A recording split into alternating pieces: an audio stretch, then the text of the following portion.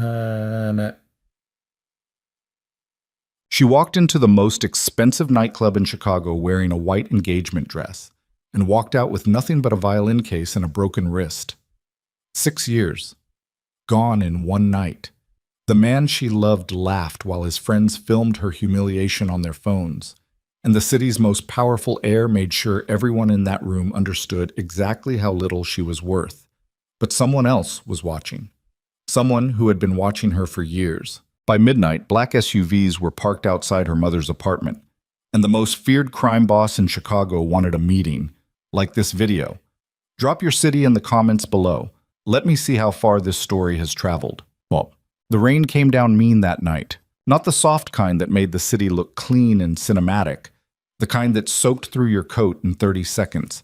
The kind that turned the gutters into brown rivers and made the streetlights blur into smears of yellow and white.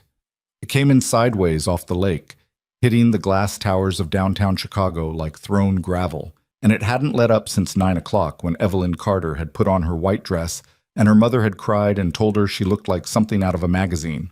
That was 4 hours ago. Now Evelyn stood on the rooftop terrace of Altitude, the kind of place that didn't put prices on its drink menu because if you had to ask, you already had the wrong answer.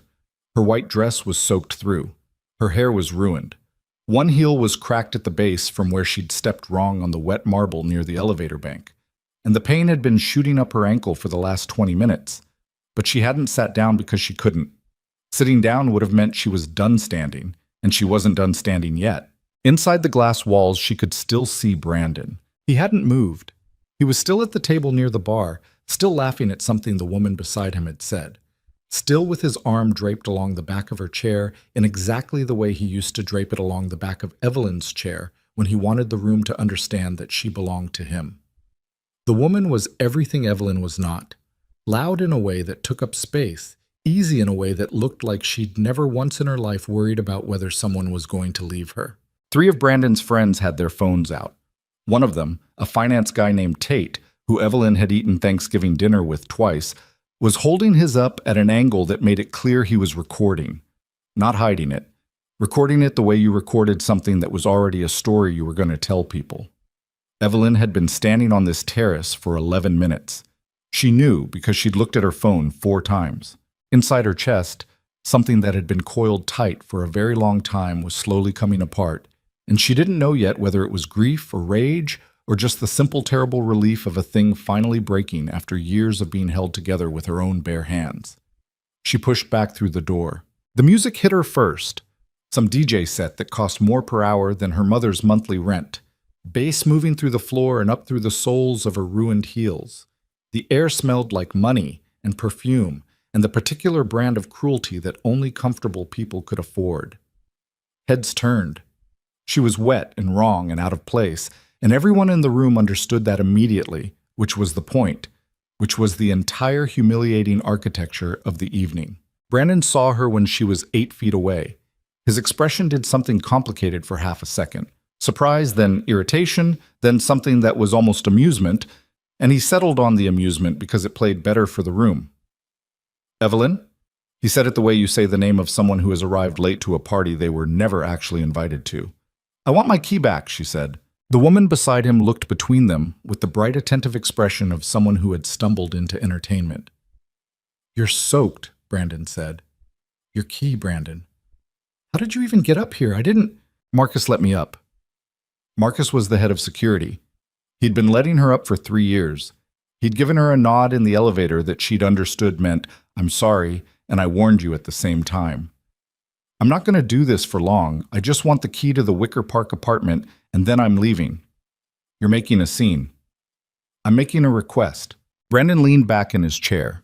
He picked up his glass, something amber, and turned it slowly in his fingers, and Evelyn recognized the gesture because he had taught himself to do it. Had practiced looking comfortable in expensive rooms the way other people practiced languages. You should go home, Ev. Sleep it off. I don't need to sleep anything off. I need you to give me... You need, Brandon said, louder now, cutting through the music, to stop embarrassing yourself. He glanced at Tate. Tate's phone was still up. We can talk in the morning when you're not... We're done, Evelyn said. The music kept going. Somebody at the bar laughed at something unrelated, but in the specific radius around Brandon's table, the sound dropped out in that particular social way, that vacuum that opens up when people realize a real thing is happening. Brandon's jaw tightened. "You don't mean that." "I mean it completely." "Evelyn." His voice dropped, went private the way it did when he wanted her to feel like they were the only two people in the room, which had worked on her for 6 years and was not going to work on her tonight. "Come on, you're upset.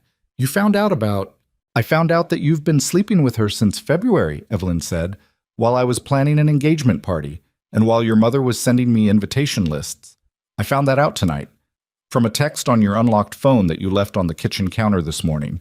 So no, I'm not coming in the morning. You went through my—" "Your phone fell off the counter. I picked it up." She held his gaze. Her hands were steady. She was slightly amazed by how steady her hands were. "I want my key." "You're not getting your key in the middle of a—" "Then I'll change the locks. It's my apartment." "Then you can have it." He stood up.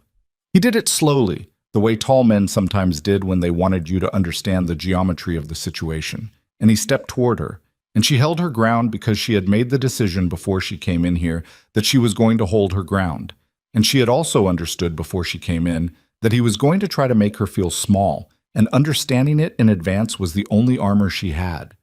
His hand closed around her wrist, not hard enough to be violence, hard enough to be a warning.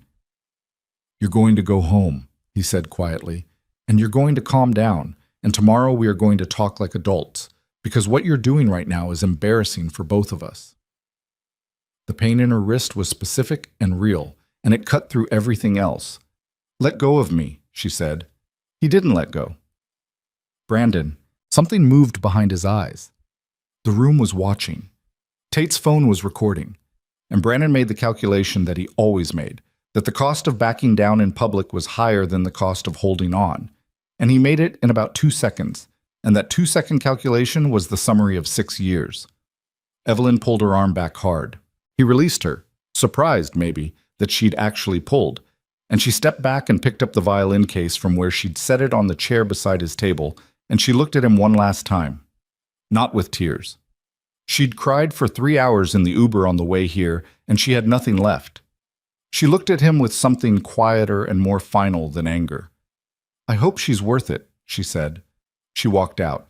Behind her, someone started clapping slowly. She didn't know if it was mockery or genuine. She didn't turn around to find out. The elevator took 45 seconds to reach the lobby. She stood in it alone, wet, watching her reflection in the polished metal doors, and she pressed her bruised wrist against her sternum and breathed. The lobby doors opened and the rain hit her again. She didn't have an umbrella. She didn't have a plan. Her phone showed 2 missed calls from her mother and 17 text messages from various women in Brandon's social circle that she understood without reading were either concerned or gleeful, and the distinction between those two things had never felt smaller. She started walking. She had no particular direction in mind. The violin case was heavy, and she was limping slightly on the cracked heel, and the rain was relentless. And at some point she stopped under the awning of a closed insurance office and stood there watching the water pour off the edge of the canvas above her and tried to figure out what came next. What came next was nothing. That was the problem. She had organized the last 6 years around the shape of Brandon's life, his apartment, his schedule, his friends, his family's expectations, his version of her future. She was 28 years old and she had a graduate degree in music performance and a talent that 3 conservatory professors had called exceptional, and she had been doing corporate event work for 3 years because Brandon had made her feel, slowly and consistently, and without ever saying it directly, that her ambitions were inconvenient and her talent was a hobby. She had nowhere to go. Her mother lived across the city in a small apartment in Pilsen that she paid for mostly herself, and going there meant explaining everything, and she couldn't do that yet. She couldn't do the thing where her mother got sad and careful and made tea and asked questions that were really accusations framed as concern. She was still standing under the awning, trying to decide between calling a cab and simply dissolving into the rain, when the cars arrived. 3 of them. Black SUVs, the kind with tinted windows so dark they looked like moving architecture. They came from the east, moving slowly, and they stopped at the curb directly in front of her in a way that was too precise to be coincidence. The rear door of the middle car opened. A man got out.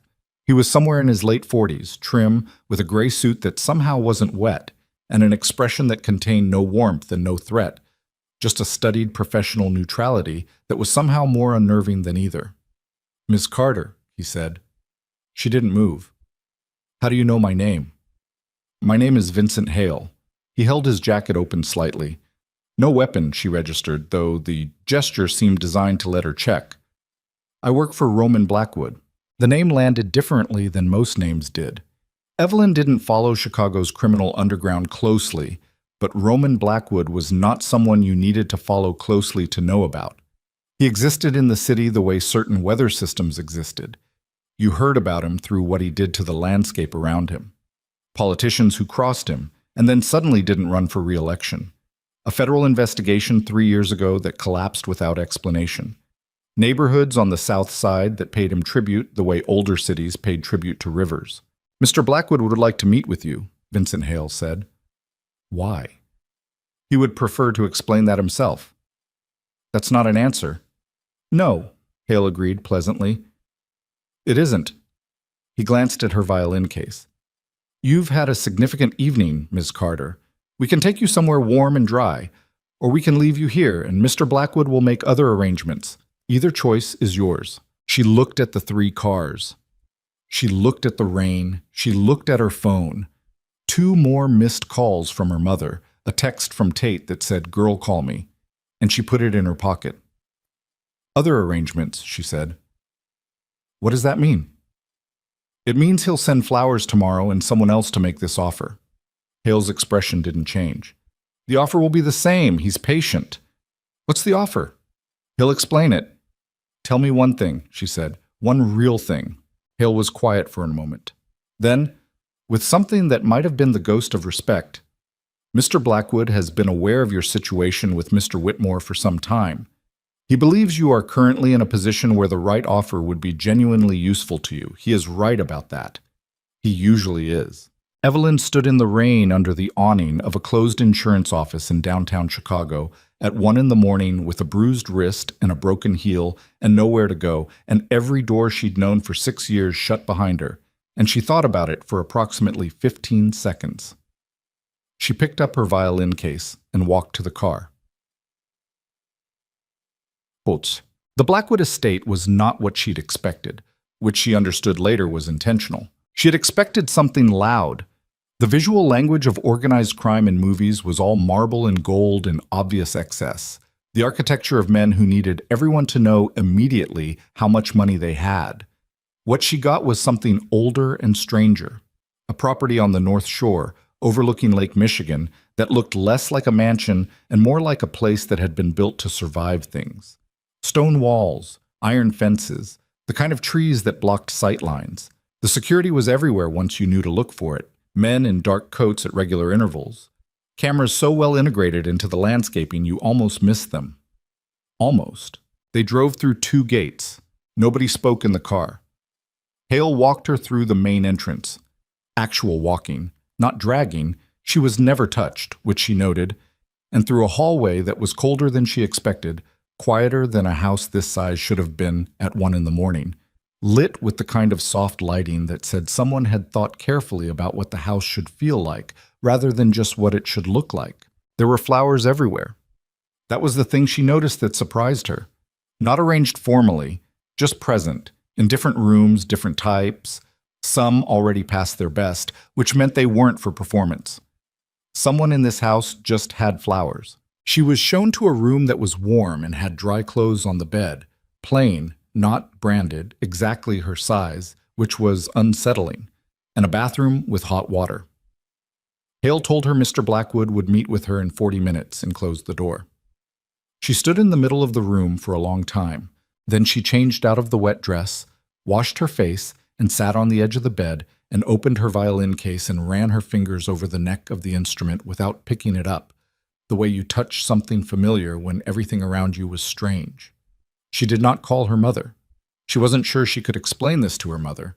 She wasn't sure she could explain it to herself. Roman Blackwood was sitting in a leather chair by the window when they brought her in. And her first thought, which she was ashamed of later, was that he looked smaller than his reputation. Then he turned toward her. He was 41, and he looked like a man who had spent a significant portion of those years doing something that took a physical toll. He moved carefully, with the deliberateness of someone who had learned to live inside specific limitations. She noticed it in the way he shifted his weight before he stood, the slight pause that preceded each movement. His face was angular, with the particular kind of tension in the jaw that came from chronic pain rather than anger. Dark eyes. The kind of mouth that looked like it had forgotten how to default to neutral a long time ago. He stood when she entered the room. She hadn't expected that. "Miss Carter," he said. His voice was lower than she'd expected.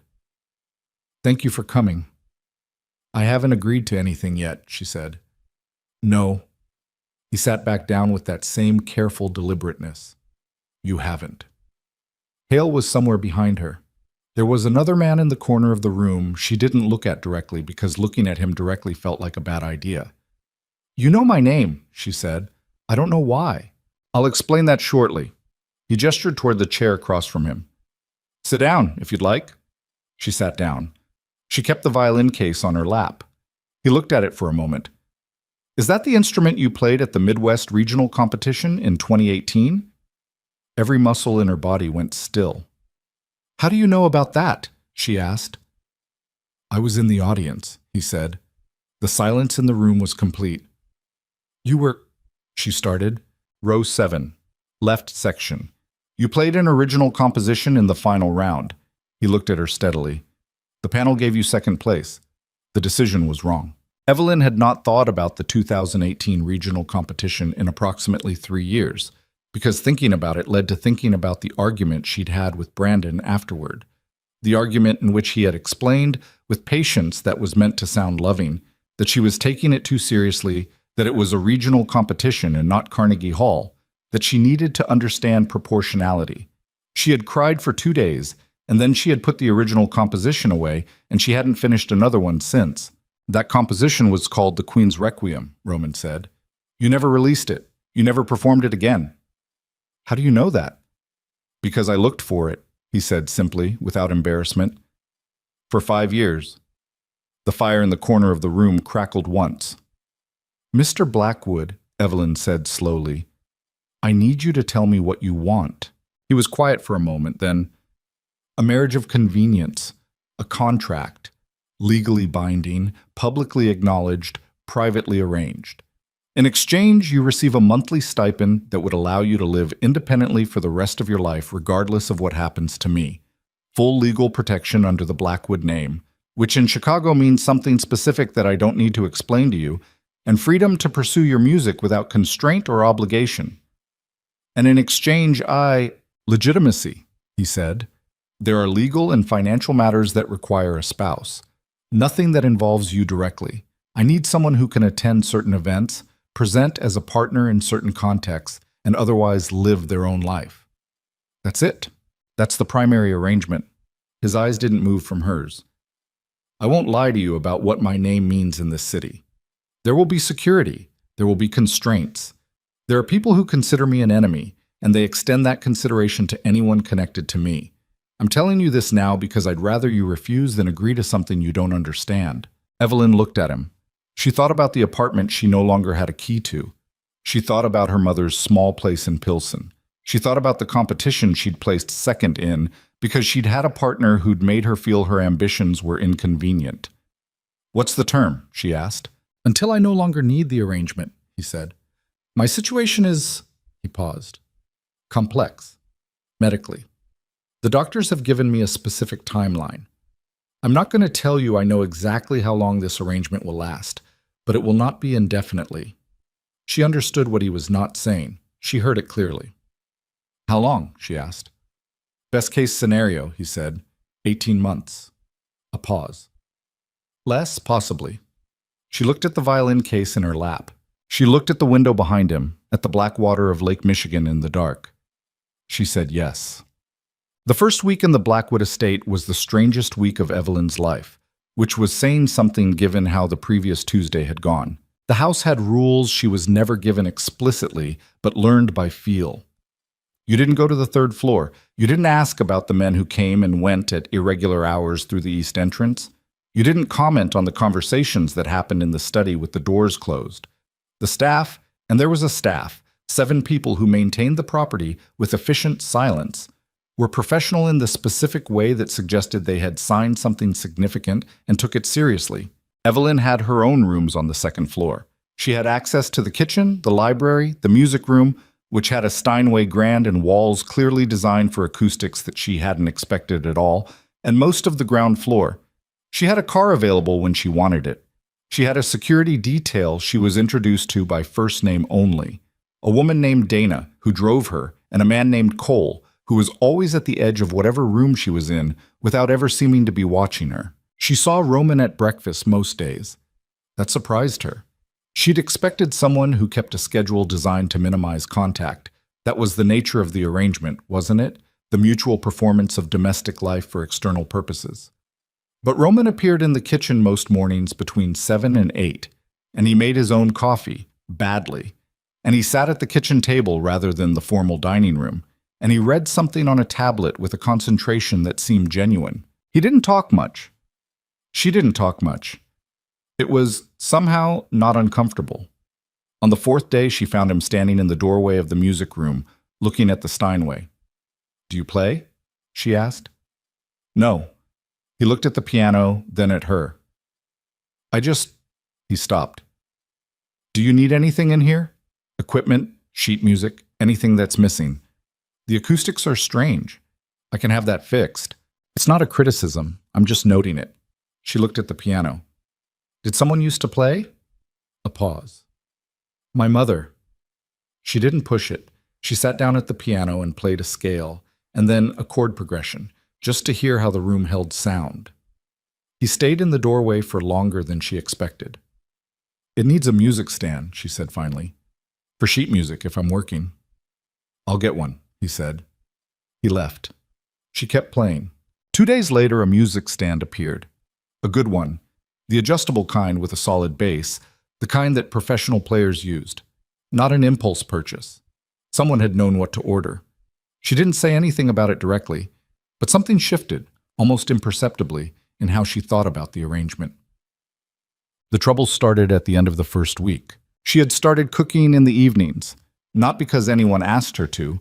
The house had a chef who provided dinner at 7, but because she needed something to do with her hands in the hours between 4 and 6 when the day had the particular hollow quality of time she hadn't filled yet, and cooking was something she'd always done when she was anxious, a physical process with clear steps and measurable results, and no room for the circling thoughts that had been with her since the night at altitude. She made congee the first night because her mother had made it when she was sick as a child, and the memory was specific and safe. She made it well, using stock instead of water, a technique she'd learned in her 1 semester of culinary interest at 23. Roman appeared in the kitchen at 6:30. He stopped in the doorway. "What is that?" he said. "Congee." She kept stirring. "Do you eat congee?" "No." "You should. Sit down." He didn't sit down immediately, which she expected. He stood there for a moment with the look of a man recalibrating something. Then he sat down. She set a bowl in front of him and went back to cleaning up. Behind her, she heard the sound of a spoon against ceramic. 10 minutes later, when she turned around, the bowl was empty. He looked up and caught her expression. His face did something complicated and brief. "It's good," he said, almost reluctantly. "I know," she said. She learned about this pain slowly, the way you learned about any truth that lived close to someone. Not from a confession, but from accumulation, small details, the specific geometry of how a person moved through a day. He didn't sleep. She knew this because she was a light sleeper herself, and the house had a particular acoustic quality, and she heard him at 2 in the morning, 3 in the morning, the sound of slow, careful movement in the hallway, the occasional low sound that she couldn't identify exactly, but that lived in the register of pain rather than any other emotion. He ate almost nothing at the formal meals, which she had attended twice at his request for the benefit of visiting associates. She'd watched him push food around a plate with the practiced performance of someone managing the perception of normalcy, and she'd recognized it because she'd done the same thing at Brandon's family dinners for years. On the 8th night, She found him in the kitchen at 2:45 in the morning. He was sitting at this table with both hands flat on the surface and his eyes closed, and his breathing was the specific kind, controlled, shallow, deliberate, that meant he was working through something that was not working through him gently. She stood in the doorway. He opened his eyes after a moment. He didn't seem surprised to see her, which meant he'd heard her, which meant even in pain, his awareness of the room was constant and automatic. "Sorry," she said. "I couldn't sleep. You don't need to apologize." She went to the refrigerator and took out the leftover congee she'd made 3 days ago. She heated it on the stove. She said nothing, and he said nothing, and the sound of the gas flame was the only sound in the kitchen. She set a bowl in front of him. "You don't have to," he said. "I know," she said. "Eat it anyway." He ate it, slowly, with the careful attention of someone to whom the act of eating was no longer automatic. She sat across from him and drank water and looked at the window and did not ask questions. After he'd finished half the bowl, "You're not afraid of me." "Should I be?" "Most people are." "I noticed." She set down her glass. "Is that something you cultivated on purpose, or did it just accumulate?" He looked at her for a moment with an expression that was almost surprised. "A bit of both." "Seems exhausting." "It has its uses." "I'm sure." She looked at the bowl. "Finish it." Something moved in his expression that was not quite amusement, but lived near it. He picked up the spoon. Outside, the lake was black and vast, and the rain had finally stopped, and the silence had the specific quality of a night that had decided to let things rest. She didn't understand in those first weeks that Brandon was already watching. She found out later, much later, that he had learned about the marriage within 48 hours, that he had spent the following week convincing himself it was irrelevant, a business arrangement, a temporary embarrassment that would sort itself when Roman's condition made itself publicly known. That his initial response had been contempt. Roman Blackwood was dying. Everyone in certain circles knew this, and Evelyn was making a transactional choice with a man whose clock was already running. What Brandon had not accounted for, and what Evelyn had not yet understood herself, was that the house on Lake Michigan was not a business arrangement beginning to unspool itself in the ordinary ways. It was something else. She played violin in the evenings, in the music room with the strange acoustics and the stand he'd ordered without being asked. She played the pieces she knew, and then she played the things she was working on. And after 3 weeks she played, for the first time in years, the opening movement of the Queen's Requiem. She didn't know he was in the hallway. She didn't know until she stopped and heard, in the silence, the specific quality of stillness that meant someone was listening on the other side of a closed door. She thought about opening it. She kept playing instead. When she finished, the hallway was quiet. She sat in the music room for a long time before she went to bed. In the morning, there were flowers on the kitchen table that hadn't been there the night before. Not arranged formally, just placed there like someone had set them down on the way past and hadn't thought about whether the gesture was too much. She stood in the kitchen doorway and looked at them. She didn't say anything at breakfast, neither did he. The first time Vincent Hale told her the complete truth about Roman's condition, she was 3 weeks into the arrangement, standing in the hallway outside the study after a meeting she hadn't been intended to overhear. The door had been open 2 inches. She had been walking past. She had stopped. She heard the numbers, she heard the timeline, revised downward from the 18 months he'd told her to something closer to 8. She heard Hale's voice, precise and low, describing the blood clot, the pressure, the specific risk of the operation that might fix it, and the greater risk that the operation would kill him outright, which was why Roman had declined it.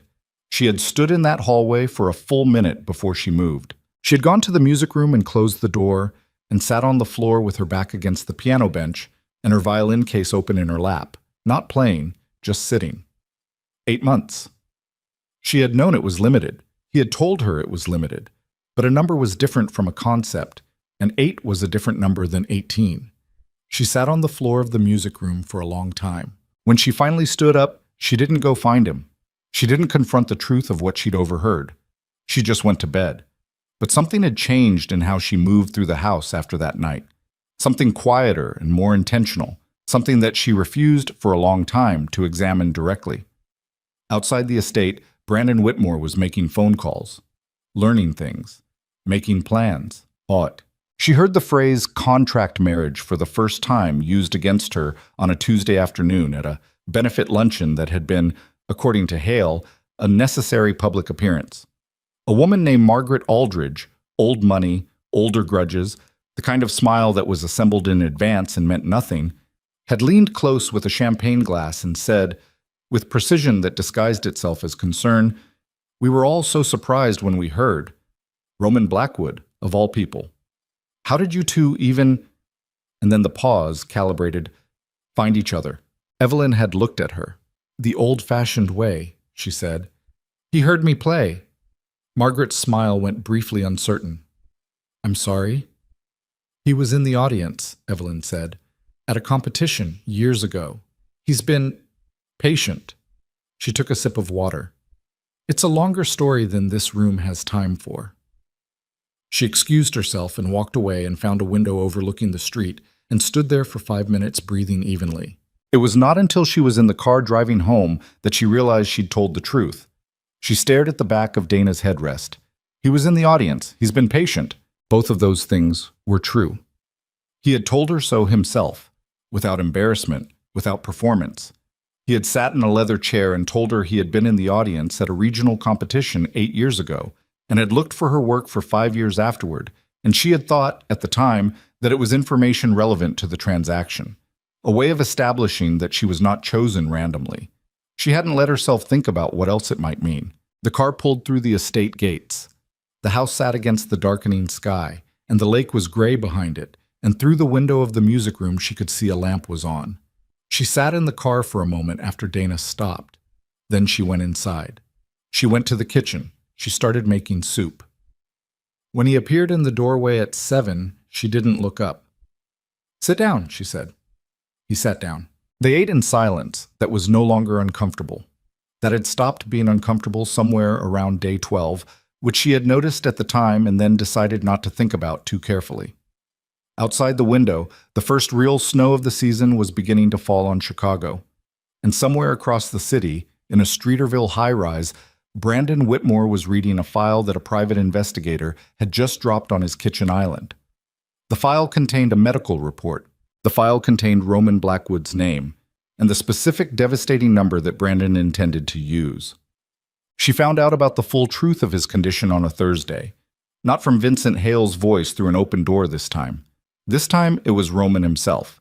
In the kitchen, at the end of a night that had started with her playing the Queen's Requiem all the way through for the first time in 7 years, and ended with him standing in the music room doorway with an expression she had never seen on his face before.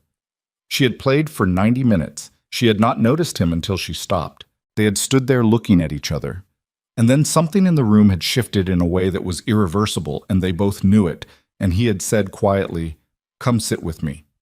They had sat in the kitchen. She had made tea. He had told her, all of it, the timeline, the operation, the 10%, what the doctor said, what he had decided, and why. She listened without interrupting. When he finished, the kitchen was very quiet. "Why are you telling me this now?" she asked. He looked at the table. "Because," he said slowly, "I don't want there to be things you find out later from other people." She thought about Vincent Hale's voice through a 2-inch gap in a door 3 weeks ago. She thought about what it meant that he was telling her now. She looked at his hands on the table, both flat, the same way they'd been that night she'd found him in the kitchen in pain, and she realized it wasn't a gesture of control. It was a gesture of something else. She reached across the table. She put her hand over his. He went very still. "Fight for the surgery," she said. "The odds." "Fight for it anyway." He looked at her hand on his for a long time. Outside, the snow was still falling. And in a Streeterville high-rise, Brandon Whitmore picked up his phone and made a call that Evelyn wouldn't know about until it was too late. She left her hand on his for exactly 4 seconds. She knew because she counted. Not because she wanted to pull away. The opposite, actually, which was the problem. Which was the thing she needed to put in a room and close the door on. But because 4 seconds was long enough to be real and short enough to still be deniable, and right now she needed the architecture of deniability because she was living inside a contract with a dying man. And she had been in this house for 26 days. and she was already recognizing the specific gravity of him, the way you recognized weather. She pulled her hand back. Roman didn't move for a moment. Then he picked up his tea with the careful deliberateness that was just him. That wasn't hurt, she'd learned. It was just the way his body negotiated itself through space now. And he drank it and said nothing. "The surgery," she said again. "Evelyn, I'm not asking you to be optimistic. I'm asking you to take the 10%. 10% means 90% I don't walk out. You told me yourself the alternative is 8 months. She held his gaze. That's not a life. That's a countdown. He looked at the window. The snow outside was the kind that fell straight down. No wind, each flake moving with a patience that felt almost deliberate. The doctors haven't agreed on whether it's even operable in my current... Have you asked them recently? A pause, longer than necessary. Roman, it's been 3 months since the last consult. She stared at him. 3 months. Things were... 3 months, she said again, not loudly, just flatly, the way you said something when the number itself was the argument. He set down his tea. I'll have Hale schedule something, he said. It wasn't a victory, she understood that, but it was a door opening where a wall had been, and she noted it and didn't push further because she had learned in 26 days that Roman Blackwood responded to pressure the way stone responded to pressure. It didn't yield, it just absorbed, and the damage happened underneath where you couldn't see it. She got up and put their cups in the sink. I'm going to bed, she said. Evelyn? She stopped. The piece tonight, he said. The one you played. He was looking at the table. The full thing. It's... He stopped. Started again. I've never heard it complete before. Only the first movement at the competition. She was quiet for a moment. It took me 9 years to finish it, she said. I know. He looked up. That's why. She stood at the kitchen sink for another 3 seconds, her back to him. Then she went upstairs. She lay in bed with her eyes open and listened to the house and did not sleep for a long time. Brandon called at 9 the next morning. She saw the name on the screen and felt her stomach do the particular thing it had been doing for 6 years when he called.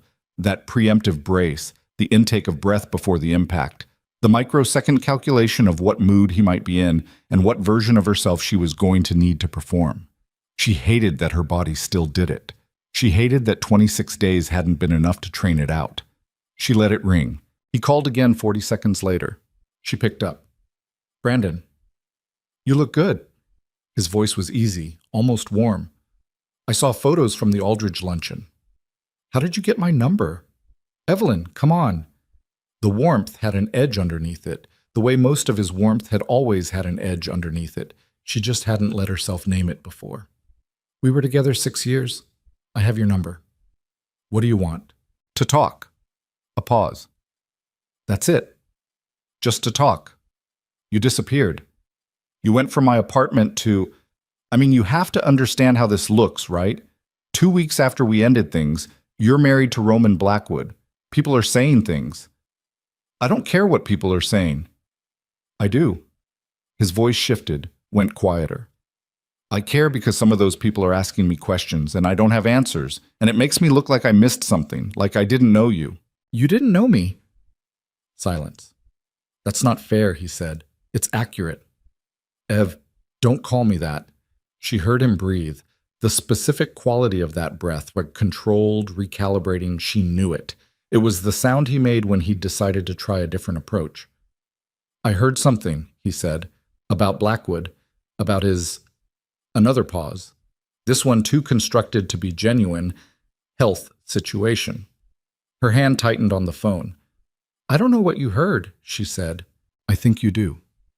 His voice was almost gentle now, which was worse than the edge. I'm not saying this to hurt you. I'm saying it because someone should have told you before you... did you know what you were walking into? Did he tell you? Goodbye, Brandon. Evelyn, wait. The gentleness dropped, just slightly, just for a half second, enough to show what was underneath it. I'm trying to help you. No, you're not. She hung up. She sat in the chair in her room and held the phone in both hands and breathed. He knew. He knew about the condition. He knew the timeline, or some version of it, enough to make the call and say what he'd said the way he'd said it. which meant someone had told him, or he'd bought the information, or he'd had someone watching closely enough to piece it together. She went downstairs. Hale was in the front hallway talking to someone on a phone of his own, and he saw her face and ended his call without breaking eye contact. "Brandon Whitmore just called me," she said. Hale's expression didn't change in any dramatic way, but something behind it recalibrated. "What did he say?" "He knows about Roman's condition. Not everything, but enough. He mentioned his health situation. He was, She paused, organizing it. "He was trying to see how much I knew, seeing if I was scared, seeing if there was a door open." "You're sure?" "I've known him 6 years. I'm sure." Hale was quiet for a moment, then, "Thank you for telling me immediately. Does Roman know?" "I'll tell him within the hour." "I want to be there when you do." Hale looked at her for a moment. "That's not, I want to be there," she said again, and something in her voice had the quality of the kitchen table, of flat hands, of things that weren't moving. He nodded once. 40 minutes. Chad. Roman took it with the expression of a man who had been expecting something in this general direction and was angry anyway. He sat behind the desk in the study and listened to Hale's summary, and his jaw did the thing, and his hands were still on the desk surface, and when Hale finished, he was quiet for exactly 6 seconds. "How much does he know?" Roman said. "Enough to know the timeline is short," Hale said. "Not enough to know the specific." "He knows enough." Roman looked at Evelyn. "He called you directly?" "Yes." "What did he say?" "Exactly. Don't paraphrase." She told him. All of it. The exact words, the specific pauses, the tonal shifts. She was good at remembering conversations with precision because she had spent 6 years needing to replay the exact phrasing of what Brandon had said in order to figure out what he'd meant by it. Roman listened without interrupting. When she finished, he looked at Hale. "Find out who sold it to him." "Already looking." "Find out fast." Roman stood. Carefully, but the carefulness was almost invisible when he was angry. There was something that overrode it, a heat in the room that made the deliberateness seem like a choice rather than a necessity. And find out what he's doing with it, who he's talking to, whether this is him wanting her back or whether he's starting to position for something else.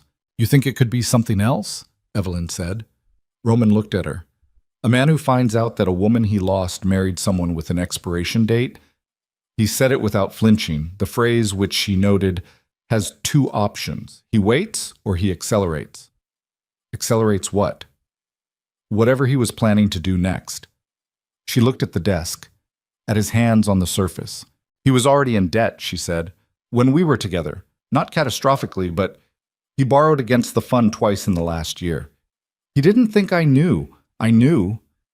Roman looked at her steadily. "Tell me what you know," he said. "All of it," she told him. What she knew was more than she'd realized she knew, which was a thing that happened when you started organizing information out loud for someone who knew what to do with it. She knew that Brandon had borrowed against the Whitmore Fund twice in 14 months. She knew that one of his senior partners had quietly left the firm in October without public explanation. She knew that there had been a meeting last summer. She had been in the next room. She had not been intended to hear it. Between Brandon and 2 men she didn't recognize. A meeting that had ended with Brandon's voice going low and tight in a way she associated with him being cornered. She knew the name of one of the men. She knew it because Brandon had used it once when he thought she was asleep in the car.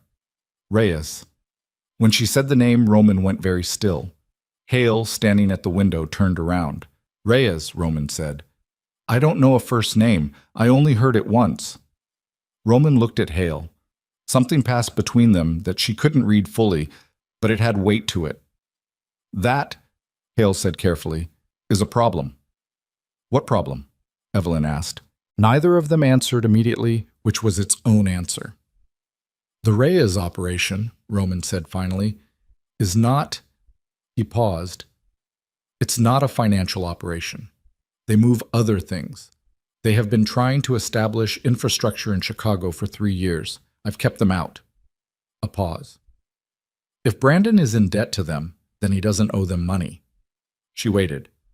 "He owes them access," Roman said. The study was very quiet. Access to what? She said, though she was starting to understand.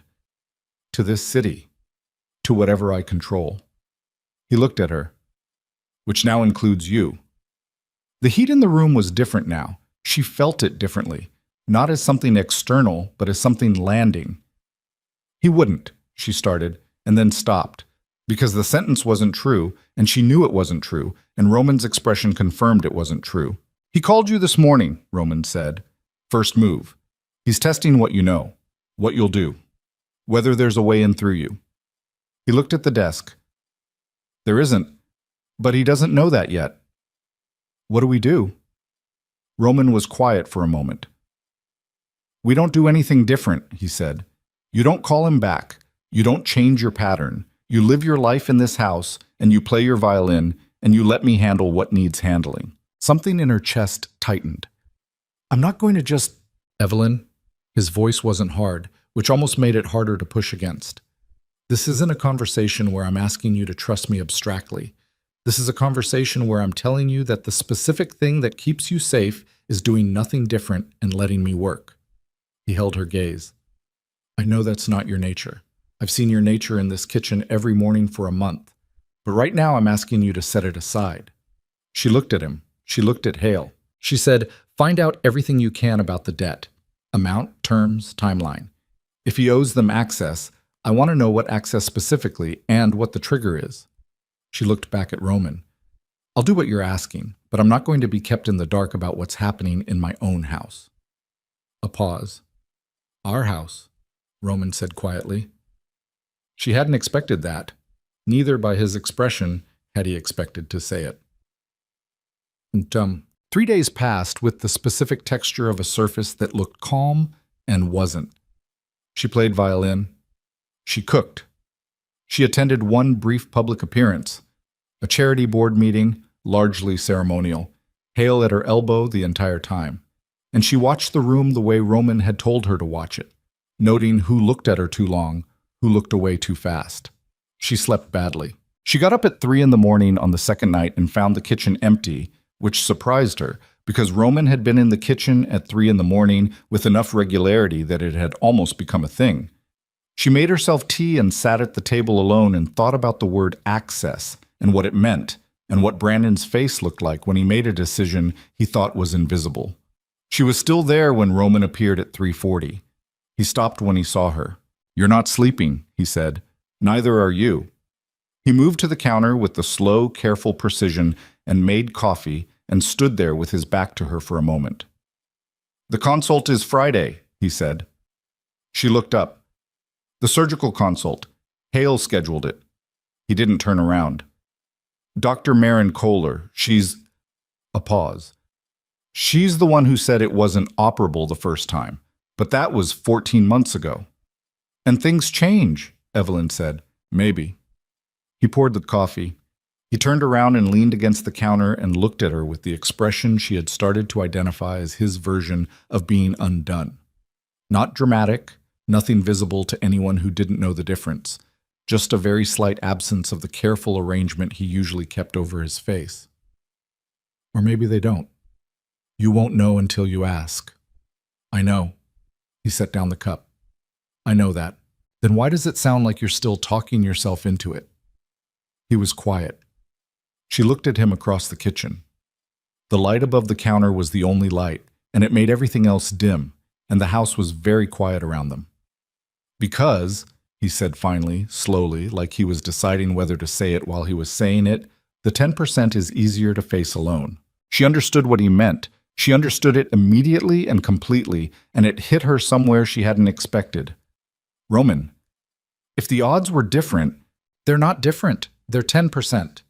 She got up from the table. She walked to the counter and stood next to him and looked at the dark window above the sink at their two reflections in the glass. I'm not asking you to pretend the odds are better. I'm asking you to walk into the room anyway. A pause. I'll be there. I'll be in that room on Friday. He looked at her reflection in the window. You don't have to. I know I don't have to. She turned and looked at him directly, the actual man, not the reflection. I'm going. He held her gaze for 3 seconds. Then he nodded. She went back to bed. She lay in the dark and thought about the word alone and the specific way he had said it, and she thought about the hand thing on the kitchen table, and she thought about how the house felt different than it had felt 26 days ago, and she did not let herself finish any of those thoughts, but she didn't stop having them either. The surgical consult was on a Friday at noon in a private medical facility in Lincoln Park that looked from the outside like a law firm and on the inside like a place where important decisions got made quietly. Dr. Kohler was a small woman in her 50s with the kind of stillness that came from delivering difficult information for decades without flinching. She looked at Roman the way very good doctors looked at patients, with attention and without sentimentality. She looked at the new scans. She asked him questions. She asked Evelyn one question. "Are you his wife?" And when Evelyn said yes, she had included her in the conversation from that point forward without further comment. The session lasted 90 minutes. At the end of it, Dr. Kohler set down her pen and looked at Roman. "The position has shifted," she said. "Not dramatically, but enough that the calculus is different than it was 14 months ago." She paused. "I'm not going to tell you it's a good option. It isn't. But it is an option where before it wasn't. The odds," Roman said, "better than 10. She looked at the scans. "Not better than 30. 30%. Approximately. The margin of 30, Roman said again, to himself, like he was converting units. "The window is approximately 6 weeks, Kohler said. "After that, the shift reverses.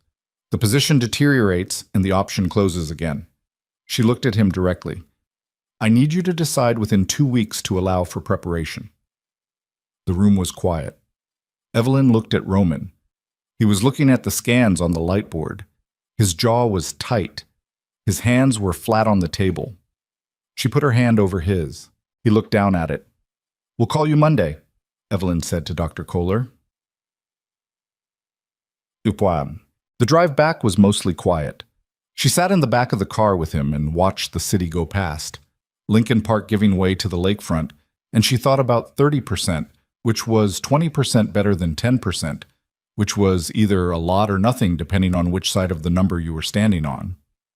20 weeks ago, Roman said. She looked at him.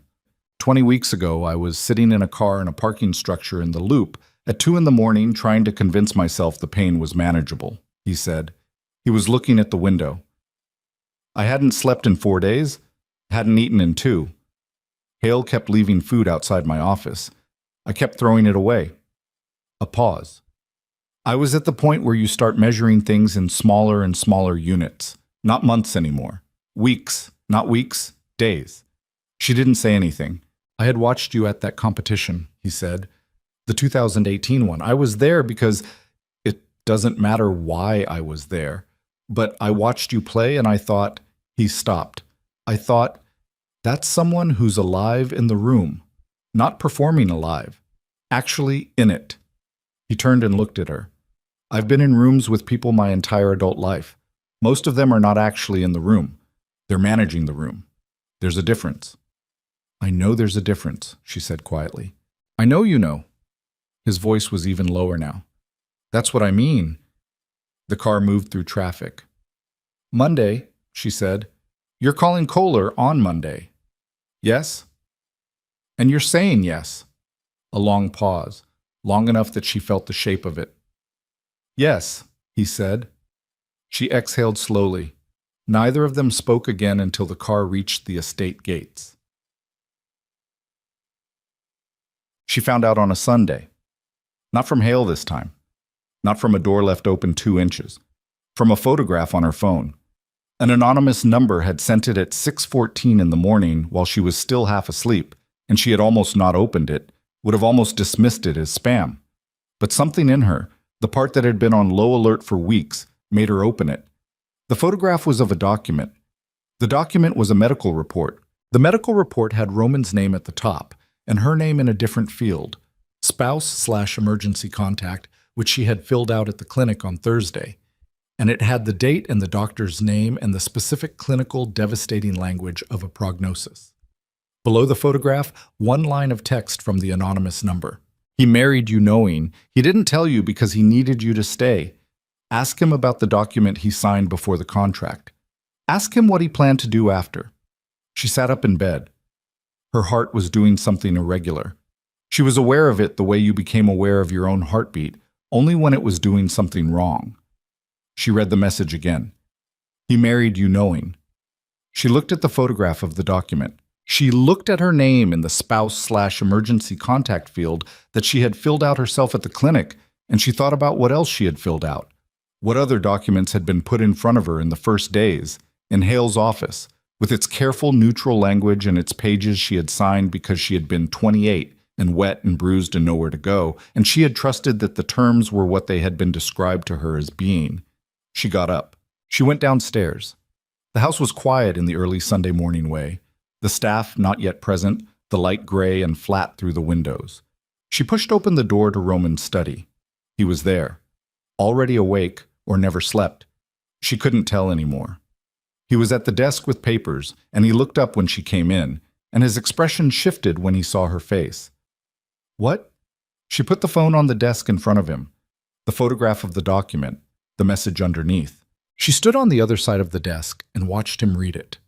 His face went through several things in rapid succession that he did not manage to contain.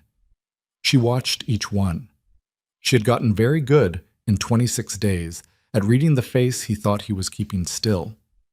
He looked up. Evelyn, is there a document? She said. Before the contract? Is there something I signed that I wasn't? It's not what it... Is there a document? Her voice was flat and deliberate and entirely without heat, which was almost worse than if she'd been shouting. He looked at the phone. He looked at her. Yes, he said. She heard the word land. She heard it the way you heard a sound that preceded something structural, the specific quality of a thing before it fell. She picked up the phone from the desk. She picked up her coat from the hallway chair where she always left it, the habit of 26 days. She walked to the front door. Evelyn?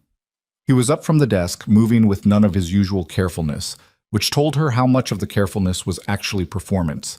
Even now, even in this, he could move fast when he needed to. Let me explain what it is. She opened the front door. The cold air off the lake hit her immediately, February cold, the brutal, undeniable kind. Don't follow me, she said. She walked out into it. Behind her, the door stayed open, and Roman Blackwood stood in the entrance of his house with no coat and the freezing air moving around him, and watched her walk toward the gate, and he did not call after her again because he had made a calculation, the wrong one as it turned out, that she would come back on her own. He did not know about the white van. He did not know about the two men in a parking structure 3 blocks east who had been waiting since 5 in the morning. He did not know that Brandon Whitmore had made a phone call on Saturday night to a man named Reyes. And he did not know that the photograph on Evelyn's phone had not been sent by someone trying to protect her. It had been sent by someone who needed her outside the gates. She made it 4 blocks. That was the thing she kept coming back to later, in the specific way your mind returned to the last ordinary moment before everything changed. She had made it 4 blocks from the estate gates, walking fast with no coat on in February, the cold already deep in her lungs, the violin case in her left hand because she had picked it up by instinct on her way through the entrance hall, the way some people grabbed keys. 4 blocks. She was on a residential stretch east of the estate, the kind of street that was quiet on Sunday mornings. Older trees, townhouses with dark windows, nobody out yet in the cold. She had her phone in her hand and she was looking at it without seeing it, trying to decide whether to call her mother or call a cab or just keep walking until the cold made the decision for her. She heard the van before she saw it, not loudly. That was the thing. It was the specific sound of a vehicle moving too slowly for the street, the engine at a low idle, the kind of speed that meant it was matching her pace, and that recognition, it's matching my pace, arrived in her nervous system approximately 2 seconds before she turned to look. White van, side door already open. 2 men, fast. She got one sound out before the hand covered her mouth, and the sound was not a scream.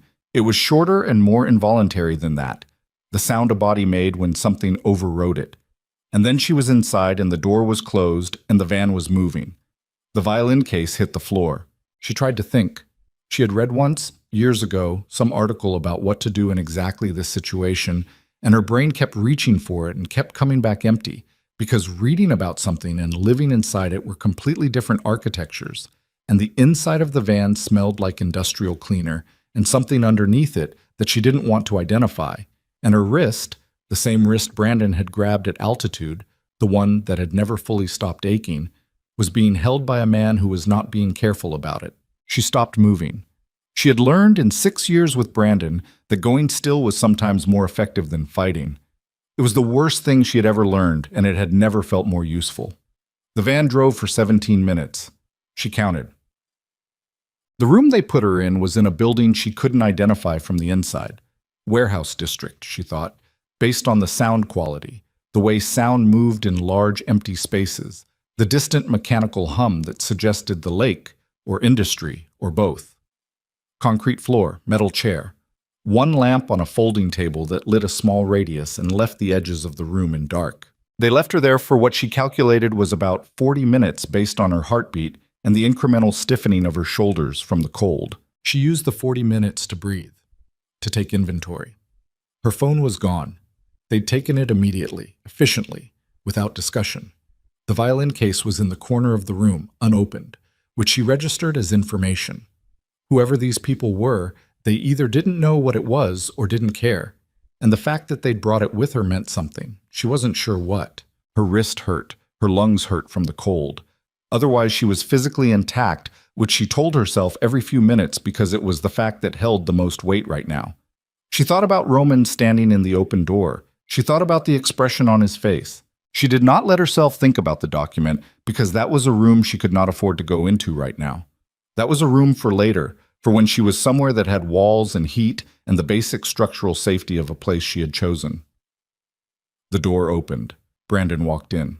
He looked like he'd slept well and dressed carefully, which was the most Brandon thing she had ever seen. And the specific combination of those two things, the good sleep, the careful clothes, the neat presentation of himself in this concrete room, landed in her chest somewhere between grief and a cold, clarifying fury. He pulled a chair up across from her and sat down, and looked at her with an expression she had seen on his face exactly twice before. Once when he was negotiating a fund terms dispute. Once when he was telling his mother they weren't going to make Thanksgiving. The expression of someone who had decided in advance how a conversation was going to go and was arranging the room around that decision. "I'm sorry about the method," he said. She looked at him. "I mean that. It was..." He made a gesture. "Excessive. That wasn't my call specifically. The people I'm working with have their own approach." "Let me go," she said. "I will. That's why I'm here. I'm here to tell you what the situation is, and then we figure out the next step together." He leaned forward. "I'm not your enemy, Ev. Don't. I know you're angry. You have every right to be angry. But I need you to hear me because the situation you're in, the situation I'm in," she said, "is that you had me kidnapped off a public street on a Sunday morning. The situation I'm in," Brandon said, and his voice tightened just slightly, "is that I owe $42 million to people who collect in a way that isn't civil litigation." He looked at the floor. "I made some decisions, bad ones. 17 months ago I needed capital fast, and the people who had it were..." He stopped. "It doesn't matter now. What matters is that the debt has terms, and the terms have a deadline, and the deadline is in 6 weeks, and the thing they want isn't money anymore." She kept her face still. "They want access," she said. He looked at her. A brief recalibration. She had known, which he hadn't expected. "Roman told you," he said. "Roman tells me things," she said. "That's what happens when you actually know someone." Something moved in his face. She had hit something. "Good. They want the port access," Brandon said. "The Blackwood operation controls 3 cargo facilities on the South Lakefront. Reyes needs a route. One route, 6 months, and then the debt is cleared and everyone walks away." He looked at her. "That's it. That's the whole thing. I just need you to..." "To what?" "To talk to him. To tell him that cooperating is the..." "You had me kidnapped," she said again, slowly. "To ask me to ask my husband to open his shipping infrastructure to a cartel operation. They're not..." "Brandon." His jaw tightened. "You understand," she said, "that you just became the most dangerous person in Roman Blackwood City." "He's dying," Brandon said. It came out clipped, almost involuntary. "I'm sorry, but that's the reality. He's dying, and after he does, whatever he controls gets divided up anyway, And this is the version where that happens without, "Get out," she said. "Evelyn, get out of this room." He stood up. He ran his hand through his hair in the gesture she had watched him make 10,000 times. The one that meant he was recalibrating, adjusting. He went to the door. He stopped with his hand on the frame. "The document," he said, "the one you found out about this morning. I want you to know I didn't send that." She stared at him. "I didn't send it," he said again. "That was Reyes. His people found out about the consult. I don't know how, and they sent it to get you out of the house." He looked at her with something that was almost genuine. "I wouldn't do it that way." "You just had me physically taken off a street," she said. "I know." His voice was quiet. "I know what I am. I'm just telling you what I'm not." He left. The door closed. She sat in the metal chair in the concrete room, and the lamp made its small circle of light, and outside the circle everything was dark, and she breathed. She breathed. She breathed. What she had not counted on was the second visitor. An hour after Brandon left, the door opened again, and a different man came in. Not the two from the van, someone else, older, with the particular quality of stillness that she had learned in the last month to associate with people who had stopped feeling the need to perform anything for anyone. He had gray at his temples and a coat that was expensive without being showy, and he sat down across from her without introduction and looked at her the way you looked at something you were assessing for a specific purpose. "Mrs. Blackwood," he said. His accent was flat Midwestern, but the cadence underneath it was something else, something older. "You're Reyes," she said. He didn't confirm or deny it. He looked at the violin case. "Your husband has something I need access to," he said. "You already know this. Whitmore told you." He crossed one leg over the other. "What Whitmore didn't tell you is the secondary component." She waited. "The document your husband signed before your marriage contract," he said. "I have a copy." Her lungs went tight. "The document," he said, "assigns your husband's majority stake in the Blackwood estate, including the cargo facilities, to a holding entity in the event of his death. The holding entity was designed to prevent anyone from claiming the assets through inheritance, including a spouse." He looked at her without cruelty, which was somehow worse than cruelty. "Meaning that when your husband dies, you inherit nothing. Everything goes to the entity, which my organization controls a 31% stake in." The room was very quiet. "You're already in his estate," she said. Her voice came out level, which surprised her. "A corner of it, yes." He looked at the case again. "Your husband knew about our stake. He structured the holding entity as a dead man's switch. If he died before certain conditions were met, control reverted to the majority holders. He believed he would outlive the arrangement." A pause. "He won't." She stared at the floor. "He didn't tell you," Reyes said. Not as an accusation, as an observation. She didn't answer. "The document you saw this morning was the contract with the holding entity," he said. "Not, as I understand you may have believed, something designed to deceive you personally. The terms were about asset protection, not about using you." He paused, "though I understand why the distinction might feel academic from where you're sitting." She looked up. "Why are you telling me this?" she said. "Because I want you to understand the complete picture before you decide what to do next." "And what am I deciding?" He looked at her steadily. "Whether you want to help me facilitate an arrangement with your husband that protects your position, or whether you want to go back to the estate and have a conversation that," he paused, "I imagine will be very difficult, and then watch your husband refuse my terms, and then watch things get considerably worse for everyone." "Worse how?" "I have the document. I have the holding entity stake. I have the deadline." He stood up. "And I have you." The last three words landed differently than the rest. She looked at him.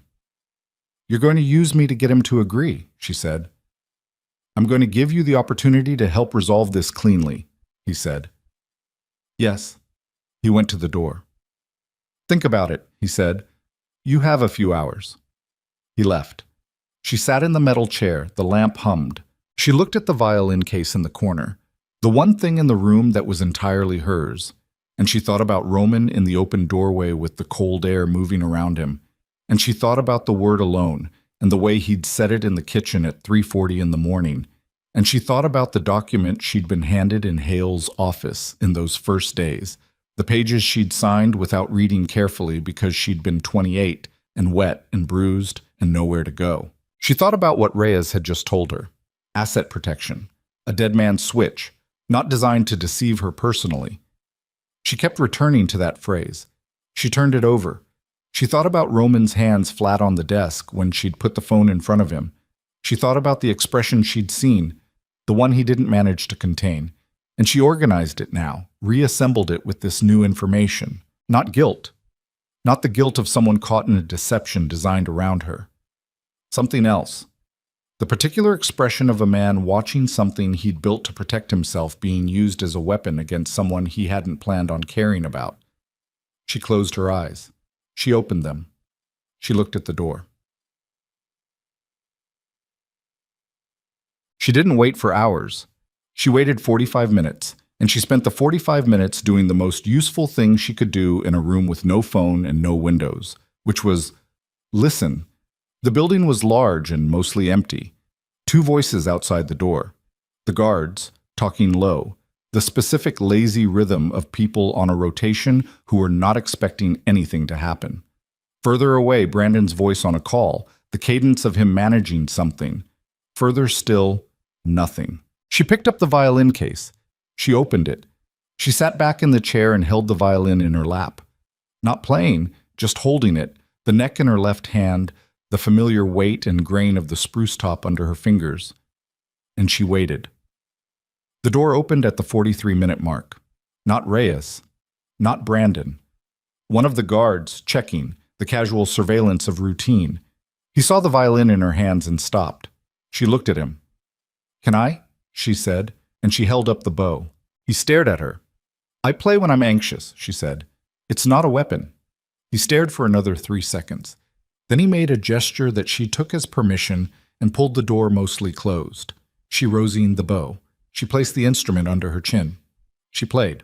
She played the opening of the Queen's Requiem, not because it was a plan, but because it was the only thing her hands knew how to do when the rest of her was entirely out of options. And the sound moved through the concrete room and hit the walls and came back changed by the space, lower and stranger than it sounded in the music room, with a resonance that the careful acoustics of the estate had always smoothed away. Here it was raw. Here it sounded like what it actually was, something that had been written by a person who was trying to survive something. She played for 12 minutes. When she stopped, the building was very quiet. And then she heard it. The sound she had been listening for. The sound that had been the reason for the violin, though she hadn't known that consciously until this moment. Outside, distant but distinct, the specific frequency of a vehicle approaching at speed. Not one vehicle. 3. She knew the sound of those engines. She had heard them outside her mother's apartment building in the rain 6 weeks ago, when a sharply dressed man had held his coat open to show he wasn't armed and told her that a man named Roman Blackwood wanted a meeting. She set the violin down. She put both feet on the floor. She looked at the door. Outside, the first sound of glass breaking. A window, somewhere at the perimeter of the building. The sharp crack of entry. Then voices. Not the lazy rotation voices. Voices in a different register entirely. The register of people who had arrived for a specific purpose and were executing it. The door to her room burst open. Not the guard. Not Reyes. Cole. Roman security. The man who had been at the edge of every room she'd been in for 6 weeks, always slightly behind her sight line, always present in the peripheral way of someone trained to be part of the architecture. He looked at her, assessed her in approximately 1 second. "Can you walk?" he said. "Yes." "Come on." She grabbed the violin case. She followed him into the hallway. The building was in controlled chaos. Not the panicked chaos of a place under attack, but the specific operational noise of a response that had been planned and was running at pace. She saw 2 of Roman's people she didn't know by name moving through the space with the coordinated efficiency of people who had rehearsed this.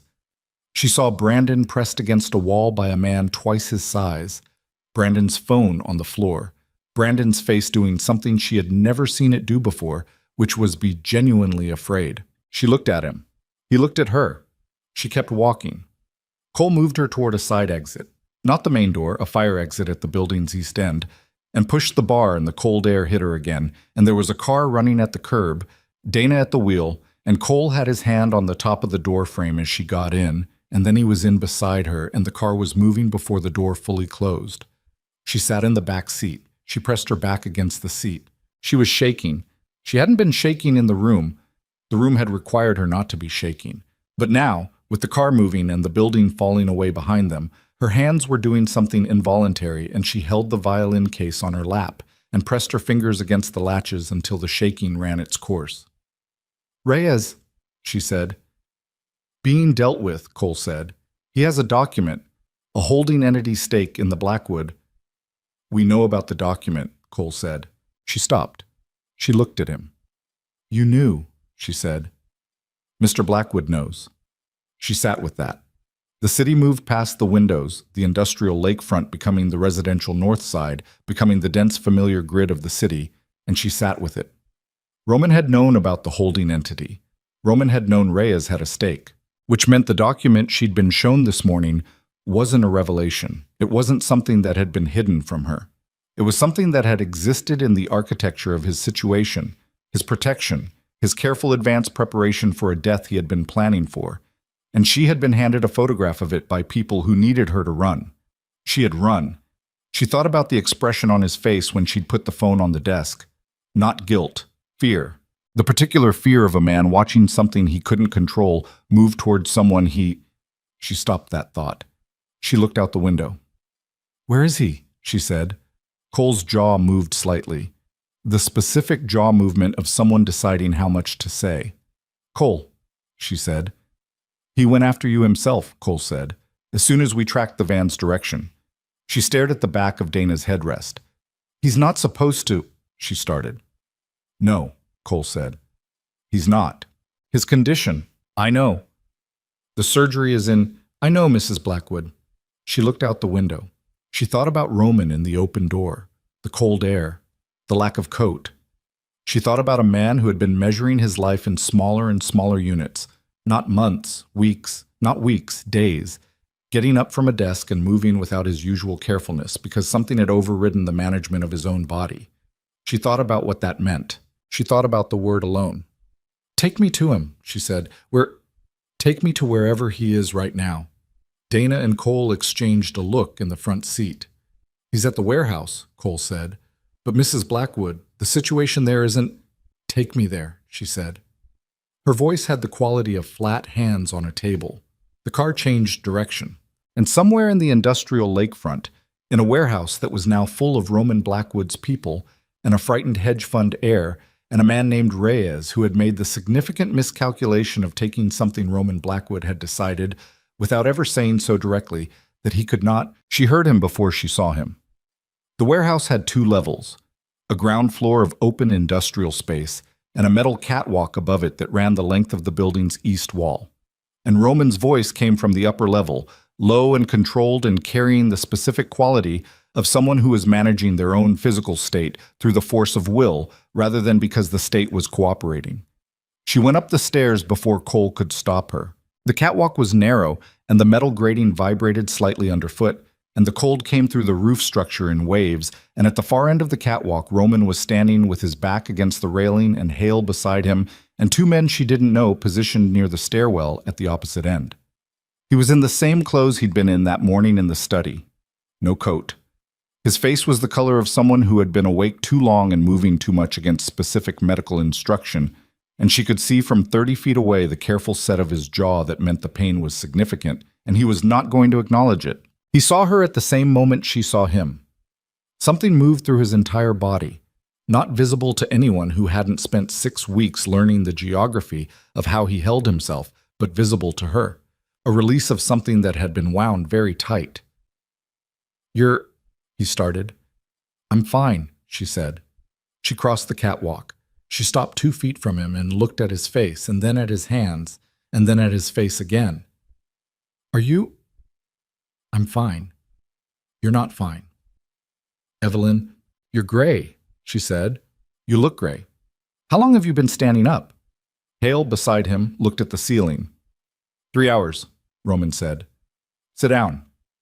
I can't sit down right now. Why not? Because Reyes is on the ground floor, and I need him to be able to see me standing. She looked at him for a full 3 seconds. That, she said, is the most Roman Blackwood thing you have ever said to me. Something happened in his face that wasn't quite a smile but occupied the same neighborhood. Sit against the railing, she said. You can still be seen. You can be seen sitting. He looked at her. He looked at the railing. He sat down against it with the careful lowering motion she'd watched 100 times in the kitchen, on the couch in the library, at his desk, and she crouched beside him and looked at his face at close range, and she said quietly, so only he could hear it, I know about the holding entity. His jaw tightened. I know you knew about Reyes's stake, she said. I know the document was structural, not I know what it was. Cole told me you knew. She held his gaze. I need you to tell me the part you haven't told me. Right now. Before whatever happens next on that ground floor. Tell me the part you didn't say. He looked at her for a long moment. The dead man's switch, he said. It was designed so that when I died, the assets would be distributed through the holding entity rather than conventional inheritance. The intent was to keep the Reyes stake passive. They had a 31% position, but no controlling vote while I was alive. A pause. The arrangement assumed I would outlive the terms. I was supposed to buy out their stake before... He stopped. Before the timeline changed. Before you got worse. Yes. And now the timeline is 6 weeks before Reyes's deadline. Yes. Which is why he moved now. Yes. She looked at the ground floor below the catwalk railing. She could see part of the space, concrete, industrial lights, the shapes of Roman's people positioned around the perimeter. Somewhere below, Reyes. Somewhere below, Brandon. What does he want, she said. Right now, tonight. What's the actual ask? He wants me to sign a route authorization, Roman said. A legal document that grants a subsidiary company access to the South Lakefront facilities for 6 months. Legitimate-looking paperwork for an illegitimate operation. His voice was level and exhausted and contained no performance of anything. If I sign it, he releases Brandon from the debt. He releases whatever claim his stake gives him on the holding entity, and everyone walks away. And if you don't, then he has a document that gives him 31% of my dead estate the moment I die. And he has lawyers who will tie the probate in federal court for 3 years, during which time the cargo facilities sit frozen and his people find other ways in. He looked at her. Either way, he gets what he wants eventually. The question is whether I hand it to him cleanly or make him dig for it. She looked at the railing. You're not going to sign it, she said. No. So what's the play? Hale said from behind them quietly. The federal contact is 20 minutes out. She turned. What federal contact? Roman looked at his hands. You called the feds, she said. I called a specific person, Roman said. Someone who has been building a case against the Reyes operation for 2 years. Someone who has been asking me for access to certain financial documentation that I have declined to provide for 2 years. He paused. I called her this morning and told her I'd changed my mind. The catwalk was very quiet for a moment. You're going to give them what they need to take down Reyes, she said. Yes. And in exchange, certain other documentation stays in a drawer. She understood what that meant. She didn't say it out loud, and he didn't say it out loud, and Hale looked at the ceiling again with the expression of a man who had long ago made his peace with the specific moral architecture of his employer's decisions. 20 minutes, she said. We need to keep Reyes on the ground floor for 20 minutes, Roman said. He doesn't know about the contact. He thinks we're negotiating. Are you going down there? Yes. Not alone, she said. Evelyn, not alone, she said again, and it had the flat-handed quality that he had stopped arguing with. And he looked at her, and then at Hale, and Hale made a gesture that meant your call, and Roman said nothing for a moment. Then, stay beside me. Don't touch anything. If someone moves fast, you move behind me immediately. Not beside, behind. Okay, she said. I mean it. I know you mean it. He looked at her for one more second. Then he put his hand on the railing and stood up. Reyes was standing in the center of the ground floor with 2 of his people flanking him, and he watched Roman come down the stairs with the expression of a man recalibrating something he had assumed was settled. He saw Evelyn a half step behind Roman. Something moved in his face. Not surprise exactly, more like the adjustment of someone who had expected a different configuration. Brandon was against the far wall with Roman's man still beside him. He looked at Evelyn with an expression she had never seen on him before. Something raw and unmanaged and stripped of the usual social architecture. She looked at him for 2 seconds, and then she looked away. Roman walked to the center of the floor and stopped 8 feet from Reyes. He did not sit down. He stood with the careful deliberateness that she had watched him perform in boardrooms and kitchens and doctors' offices, the management of his own physical reality so consistent it was almost invisible. And in the industrial light of the warehouse, he looked less like a dying man and more like something that had been built specifically for moments that required not moving. "We can wrap this up quickly," Reyes said. "We can," Roman said. "The document. I'm not signing the root authorization." Reyes's expression didn't shift dramatically. He had the particular quality of a man who had heard refusals many times and understood them as the opening of a negotiation rather than its conclusion. "Mr. Blackwood," he said, "you understand your position." "I understand it precisely," Roman said. "You have a 31% passive stake in a holding entity that becomes relevant when I die. You have a deadline in 6 weeks on a debt that your organization extended to a man who had no idea what he was actually buying." He glanced at Brandon. "You took his money knowing he couldn't pay it back. You structured it to get the access, not the return. I know how this works." Reyes was quiet. "What I'm telling you," Roman said, "is that the root authorization isn't happening. What I'm telling you instead is that I'm willing to have a different conversation about the holding entity stake." "What kind of conversation?" "The kind where I buy it back." Reyes tilted his head slightly. "At what valuation?" "At the valuation my lawyers will send your lawyers by end of business Monday." Roman looked at him steadily. "It will be a fair number, not a generous number, a fair one." Reyes looked at Evelyn, the specific look of someone taking a measurement. She held it. "And the debt," Reyes said. "Whitmore's debt." "That's between you and Whitmore," Roman said. "I'm not buying his debt." Brandon made a sound from against the wall. "That's," Brandon started. "Not my problem," Roman said without looking at him. Reyes was quiet for a long moment. He looked at the floor. He looked at Roman. He looked at Evelyn again, and she understood that he was trying to read the room, trying to understand what had changed between this morning when she'd walked out of the estate alone and this moment when she was standing a half step behind Roman Blackwood's right shoulder in a warehouse on the lakefront. "You walked in here," Reyes said slowly, "without the authorization signed, without the debt arrangement, with an offer to buy back a stake at a number I haven't seen yet." He paused. "That's a weak hand, Mr. Blackwood." "It is," Roman said. "I'm playing it anyway." Something in Reyes's face shifted. It happened fast.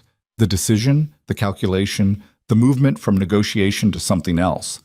And Evelyn saw it happen, and her body registered it before her mind fully caught up, the old animal thing that lived below cognition, and she moved, not behind Roman, beside him. She stepped forward and to the left, and the reason she did it, she understood this afterward when she could organize it, was not that she had a plan. It was that Reyes's right-hand man had shifted his weight in a way that her body read as preparation, and her body had decided that Roman's blind side was the relevant location, and so she was there. The shot, when it came, was not a gun. It was a taser. The man on Reyes's left had drawn it in the quarter second of Reyes' expression shift, and the angle was Roman's torso, and Evelyn was not in the angle. She was slightly to his left, not in the path. But the movement she'd made had been enough of a disruption that the shot went wide and hit the concrete floor with a sharp crack and skittered. Then everything happened at once. Roman's people moved from the perimeter, fast, trained, the specific controlled violence of men executing a response they had rehearsed, and Reyes stepped back and his right-hand man went down under someone's tackle and the left-hand man raised both hands, and the warehouse filled with the sound of bodies and concrete and shouted instructions. Evelyn's back hit Roman's chest. His arm came around her, reflexive, total, the arm of someone who had moved before thinking about moving. She felt the breath go out of him on impact, not the breath of someone winded, the specific caught breath of pain. "Roman, I'm fine." I'm fine. His arm tightened for a half second. Then he let go and stepped back, and she turned and looked at him, and his face was the color of cold concrete, and his jaw was set at an angle that she knew meant the pain had jumped several levels. "You need to sit down," she said. "In a minute. Now." "Evelyn, in a minute." She looked at the warehouse. Reyes was on the ground with Cole's knee in his back. Both of his men were contained. Brandon was still against the wall, very still, with his hands up and his face doing the thing she'd seen on the catwalk. The raw, stripped look. The look of someone whose architecture had come down. Hale appeared at her elbow. "Federal contact is outside," he said. 3 minutes ago. They're at the perimeter." Roman exhaled slowly through his nose. "Let them in," he said. "Roman," Hale started. "Let them in, Vincent." Hale looked at him for a moment. Then he spoke into his earpiece. The warehouse's east door opened. The woman who came in was somewhere in her late 40s, wearing a federal-issue coat, with the expression of someone who had been waiting 2 years for a specific phone call and had answered it this morning and driven across the city and was now standing in an industrial warehouse looking at Roman Blackwood with a particular expression of someone completing a very long equation. She looked at the room. She looked at Reyes on the ground. She looked at Roman. "Mr. Blackwood," she said. "Agent Marsh," he said, "thank you for coming quickly." "I've been ready to come quickly for 2 years." "I know." He looked at Reyes. "I have documentation for you. Financial records, transaction histories, infrastructure maps. It's been prepared for 48 hours. A pause. "I apologize for the timeline." Agent Marsh looked at him for a moment. Then at Evelyn. Then back at him. "We'll need to talk about the nature of your own involvement with—" "My lawyers will be available Monday morning," Roman said. "The documentation is with Hale. Everything you need is there." She nodded once. She started directing her people. The warehouse became a different kind of organized noise, federal, procedural, the machinery of official consequence grinding into motion. Brandon, against the wall, said, "I need a lawyer." Nobody answered him. Evelyn looked at him across the warehouse. He was looking back at her with the expression she didn't have a name for yet. The stripped one. She thought about 6 years.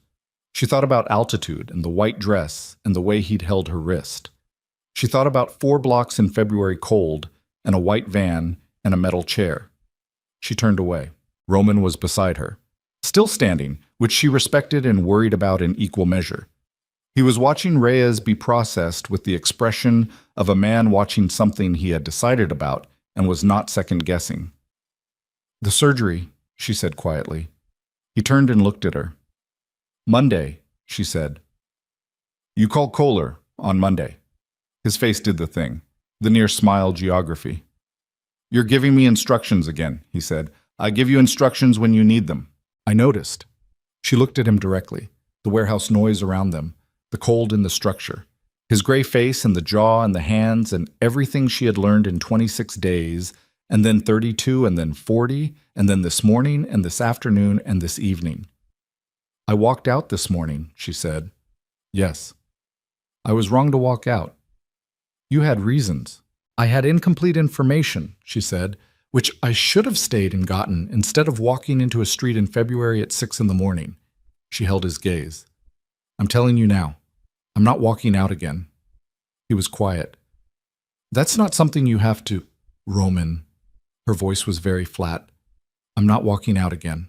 Something happened in his face that was larger than the near smile, something that had been held back for a long time, that lived below the management and the carefulness and the deliberate performance of a man who had spent years making himself into something that didn't need anything from anyone. He didn't say anything. He didn't have to. She looked at the east door at the federal agents moving in and out, at Hale directing documentation transfer with the efficiency of a man who had prepared for this specific contingency.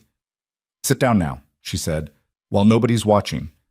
He sat down on a concrete step against the wall. She sat down beside him. Their shoulders touched. He didn't move away and she didn't move away, and the warehouse was loud and cold and full of the machinery of consequence.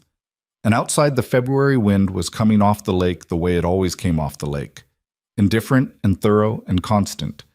And she could feel him breathing beside her, the careful, shallow breath she'd learned to read, and she counted it the way she'd started counting things since moving into the estate. 1 breath, 2, 3. Still here. Above them, through the warehouse's high, dirty windows, the Chicago sky was beginning to go from black to the specific dark gray that meant dawn was coming, and she thought about Dr. Kohler's office and the number 30 and the word approximately, and she thought about 6 weeks in a window that opened and closed. She thought about 10% becoming 30. She thought about what 30 looked like from the inside when you were the person deciding whether to walk into the room.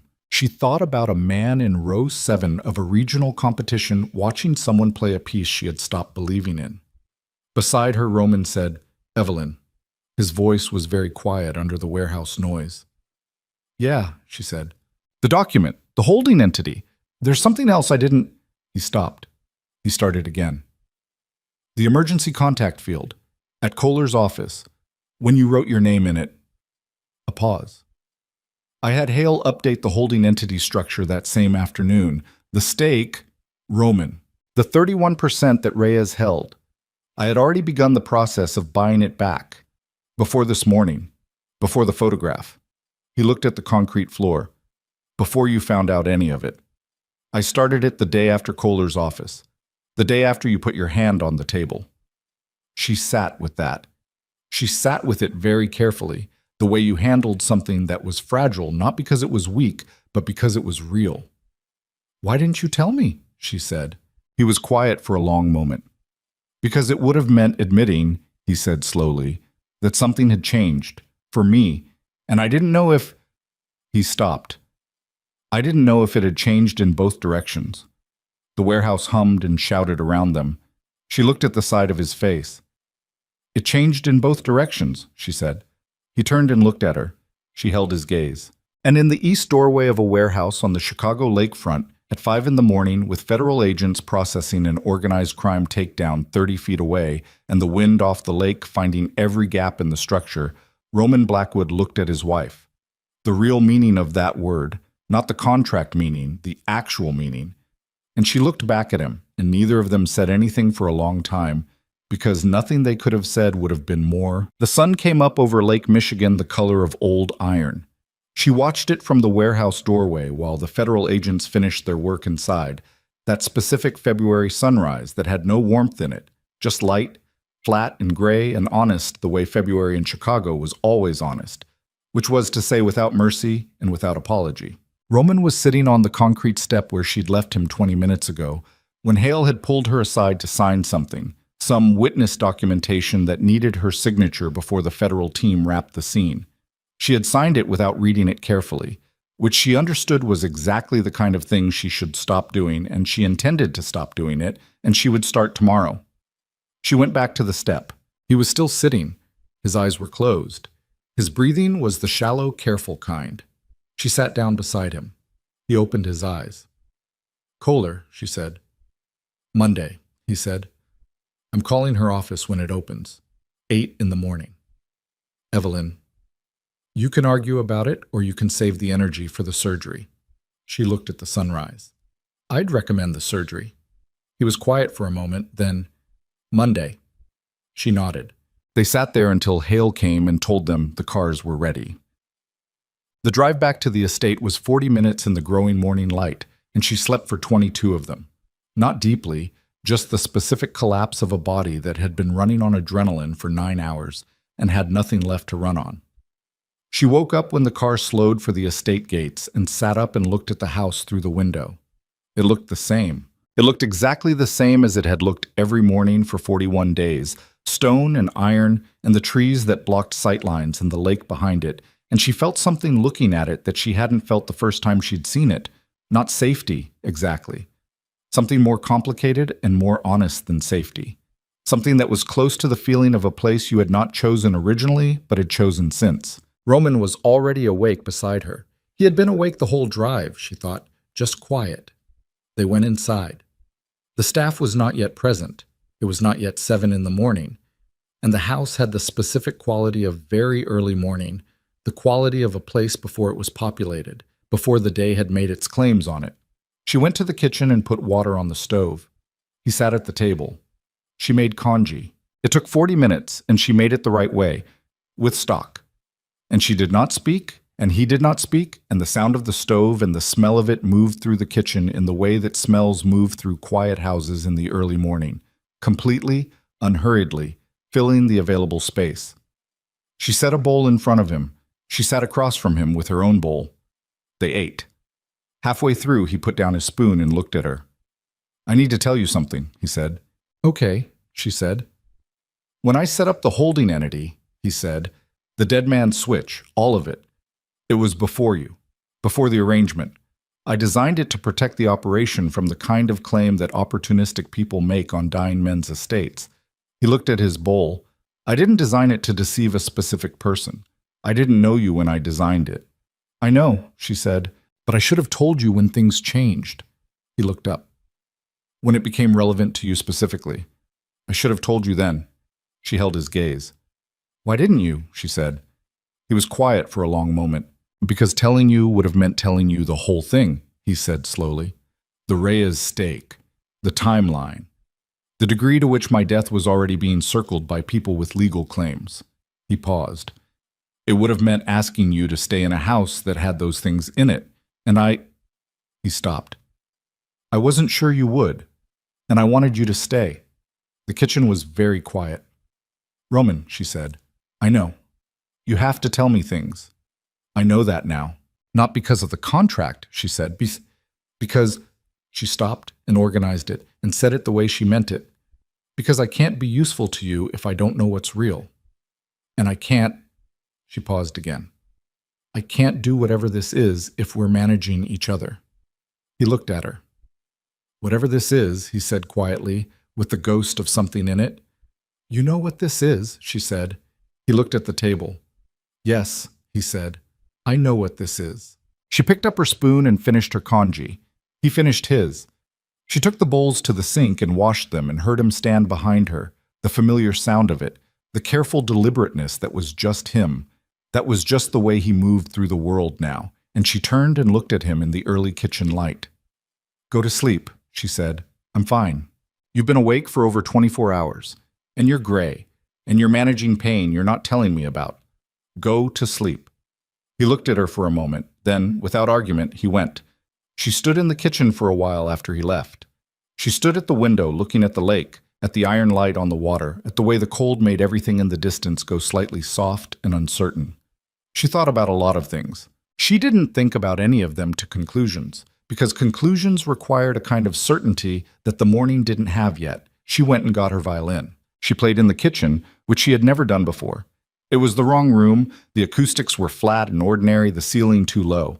She played quietly, standing at the window, facing the lake, and she played the middle section of the Queen's Requiem, the part she had written at 23 after a performance she'd cried through for 3 days and then put away, the part that was the hardest to play because it required you to be in it rather than above it, and she played it all the way through without stopping. The lake received it without comment. The weeks that followed were not easy, which was the honest thing she would say later when people asked. And people did ask, because what happened to the Whitmore family and the Reyes operation was the kind of thing that generated a certain amount of public attention, the kind of attention that moved in waves and eventually touched everyone connected to it.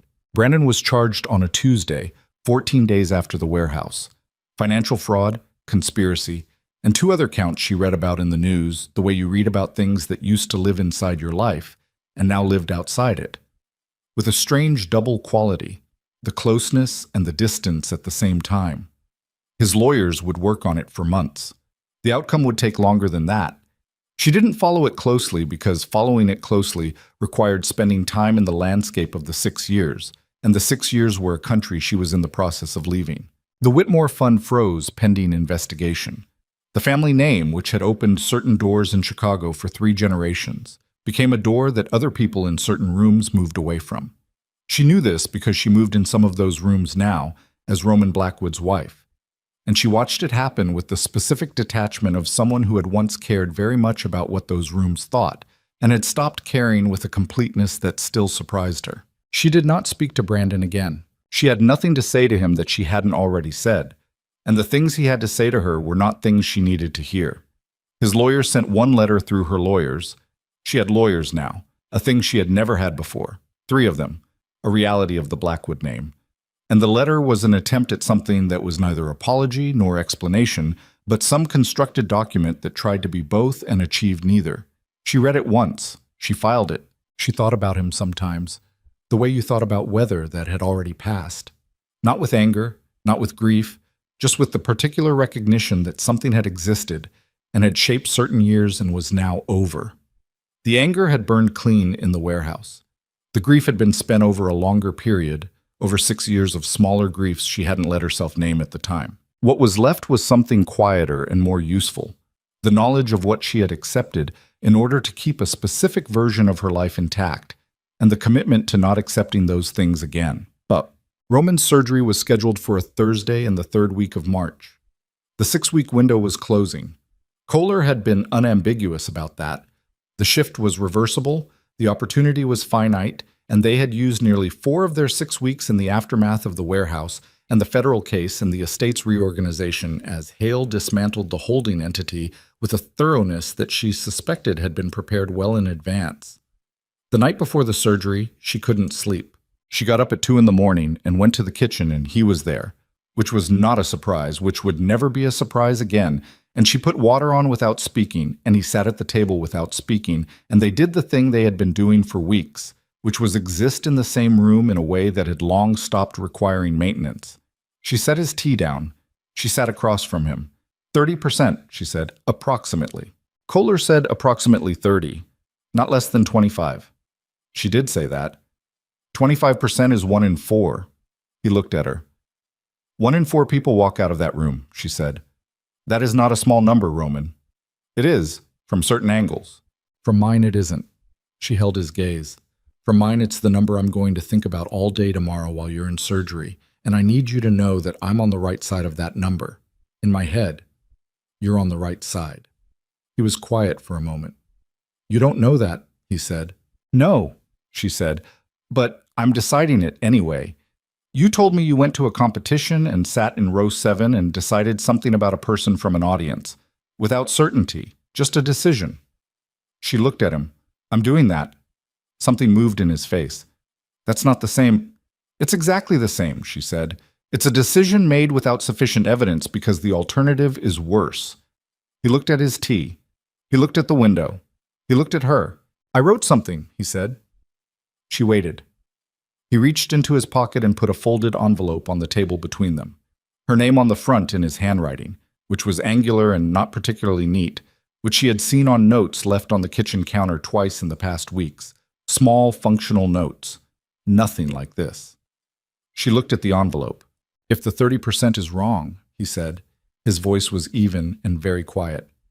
I want you to have it, not instead of what I would have said, instead of not saying it. She put her hand on the envelope. She did not pick it up. You're going to say it yourself, she said. Evelyn, after. Her hand stayed on the envelope. You're going to tell me yourself, after. He held her gaze for a long time. Okay, he said. She slid the envelope back across the table. He put it back in his pocket.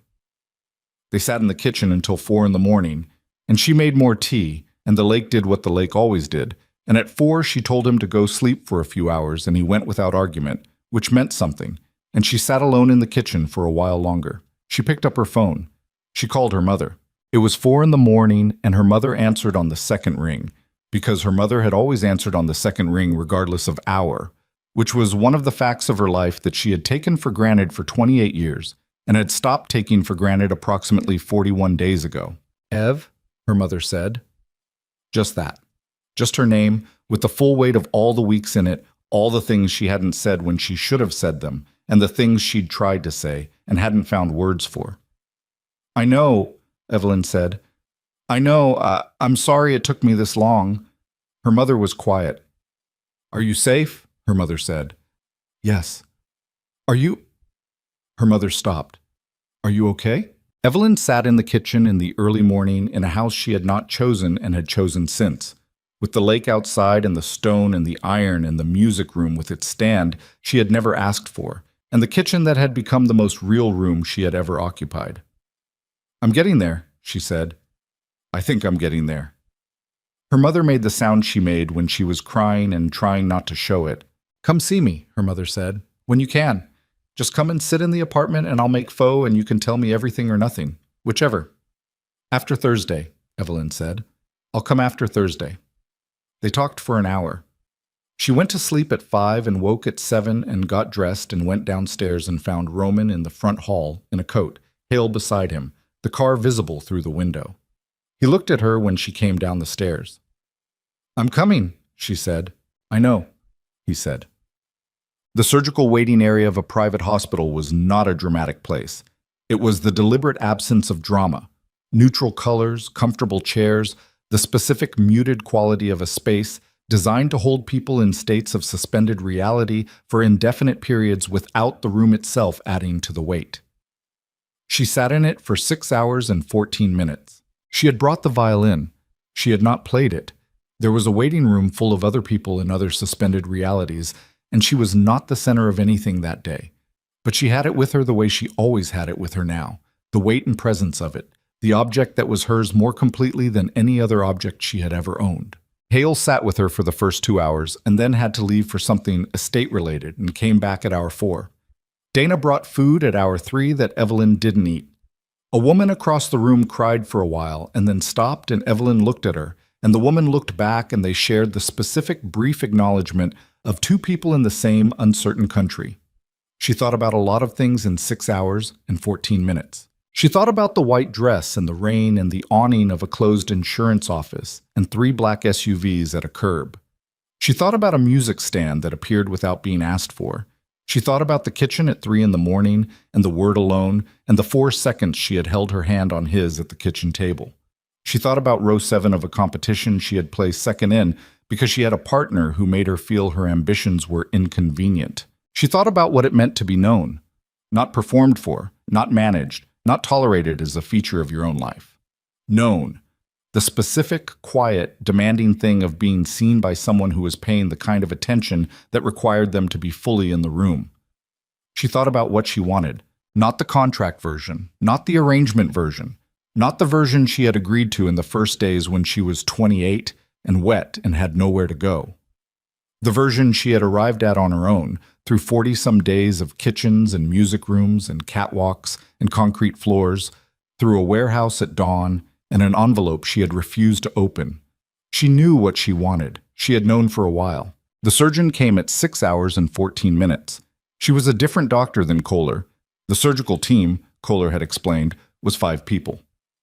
And she was in her scrubs still, and her expression was the practiced neutral of a person who delivered outcomes daily without taking responsibility for which outcome arrived. She sat down across from Evelyn. Evelyn looked at her face and tried to read it and could not read it, which was the most terrifying thing. The procedure is complete, the surgeon said. Mr. Blackwood is in recovery. Evelyn waited.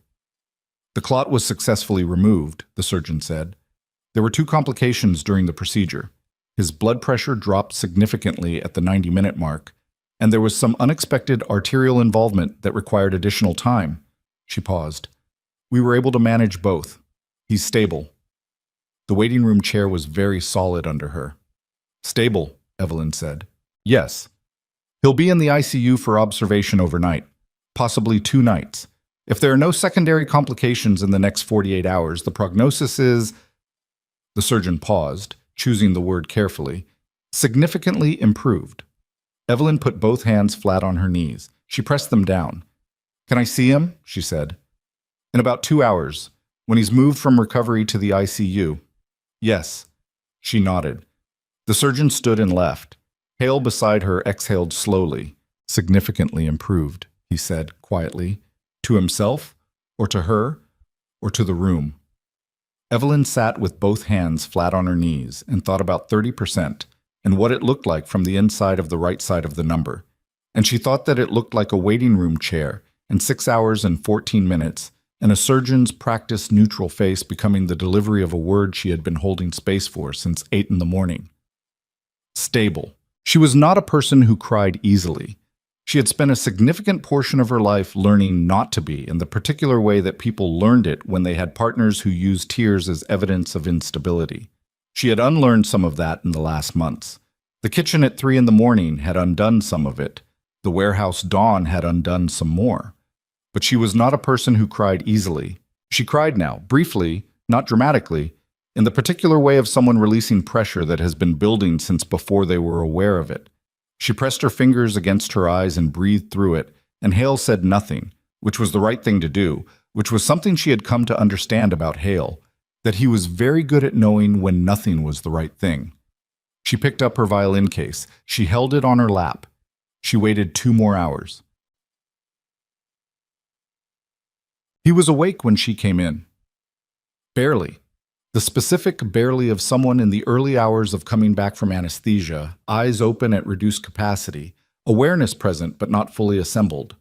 There were monitors and an IV and the clean, indifferent machinery of medical recovery surrounding him, and he looked smaller in the ICU bed than he looked anywhere else, which she understood was what happened when you removed someone from the context that held their size. She sat in the chair beside the bed. He turned his head and looked at her. "Hey," she said. His mouth moved. Not quite words yet. "Don't," she said. "You don't have to say anything." He looked at her for a long time with the half-assembled expression of someone who was working back toward themselves from a long distance. She put her hand on his. He turned his hand over and held hers. They stayed that way for a while. At some point he said her name. Just her name, the way you said something when the word itself was enough. When it was the only word that contained everything you needed to say. "I'm here," she said. He closed his eyes. She sat beside him while the monitors tracked the fact of him continuing, and she listened to the rhythm of it, and she thought about what she was going to tell him when he was more fully himself. She thought about the envelope in his coat pocket, wherever his coat was, wherever they kept coats in this hospital, and she thought about what he had written in it, and she thought about telling him that she already knew, that she didn't need the letter, that whatever was in it she already knew the shape of from 6 weeks of kitchens and music rooms, and the particular education of watching someone who had stopped believing they were worth anything let themselves be known. She thought about what she was going to say. She let him sleep. The recovery was 6 weeks, not easy weeks. There was no version of a brain surgery recovery that was easy, and she did not pretend otherwise, and neither did he, and neither did Kohler, who visited 3 times and spoke with the directness that Evelyn had learned to find reliable. There were headaches that were serious. There were 2 days in the 3rd week when something spiked, and she drove to the hospital at 11 at night and sat in the same waiting room chair and waited until the spike resolved and the doctor came out and used the word manageable. She learned manageable was not the same as good and was significantly better than the alternative. She played violin into the music room every evening, and he came, when he was well enough to move through the house, and sat in the library that connected to the music room through an open archway, and she played with the door open between them. She did not play for him specifically. She played for herself, in the room, and he happened to be in the next room, and that distinction, small and precise, was the one that made it honest. She finished the Queen's Requiem. The last movement had been incomplete for 9 years, not lost, not forgotten, just held at the point where she had stopped believing in it, which was the same point at which someone had made her feel that believing in it was disproportionate to the reality of her life. She finished it on a Tuesday evening in April with Roman in the next room and the lake outside and the lamp making its specific circle of light, and when the last note ended, she sat with the silence for a long time. He did not say anything from the next room. He knew, she thought, to let the silence be what it was. Joe, on the last day of April, she visited her mother. She came alone, took the train, which she had not done in months, and which had the quality of a thing returned to. The specific texture of the city at ground level, the stops and the sounds and the people, the version of Chicago that existed below the version she had been living in since the estate. Her mother's apartment was exactly the same. It was always exactly the same, which was one of the things she had always taken for granted and did not take for granted anymore. They ate pho at the small kitchen table, and she told her mother most of it. Not all. There were parts that were not hers to tell, parts that belonged to the architecture of a life she had moved into and was still learning the dimensions of. But most of it.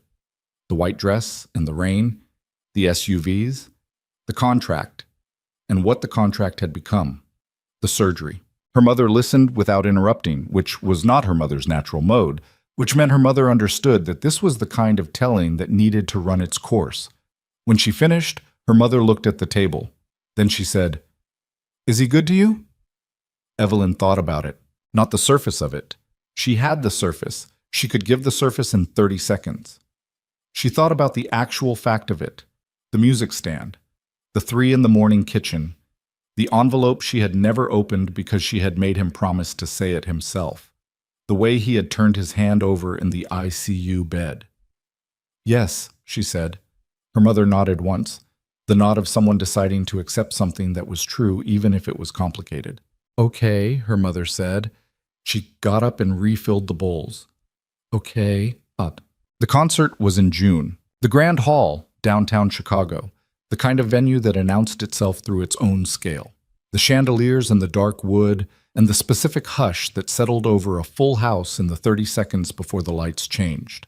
She had been asked, through a series of steps that had involved Kohler and Hale and a board member she had met at the Aldridge luncheon who turned out to have genuine, rather than performative interest in contemporary violin, to perform an original composition. She had said yes. She stood in the wings in a black silk dress and held her violin and breathed. This was not a competition. This was not a corporate event. This was not background music for a room full of people managing each other. This was a stage that had been built for exactly this purpose, a room full of people who had come specifically to hear, and she was going to play something she had spent 9 years finishing. She breathed. She walked out.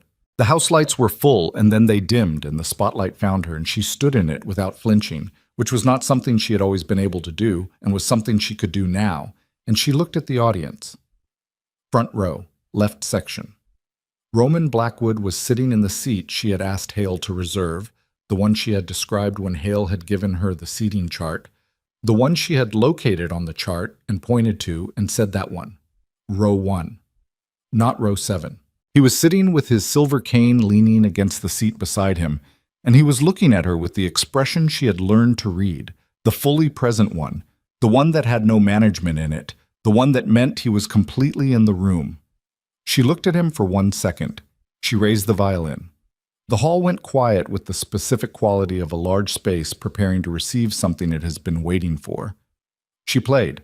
She played the Queen's Requiem in its complete form for the first time in front of an audience, and she played it all the way through, every movement, the 9 years and the 2 movements she had always known, and the last movement she had finished in April with a lamp in a circle of light and a man in the next room who knew to let the silence be what it was. She played it without stopping. She played it without looking at the audience, which was what she always did, which was the thing that had always been true about her. That when she played, she was not performing for anyone but in the thing itself, in the specific present tense of sound being made and received and becoming something that had not existed before. And that was why it worked. That was why it had always worked.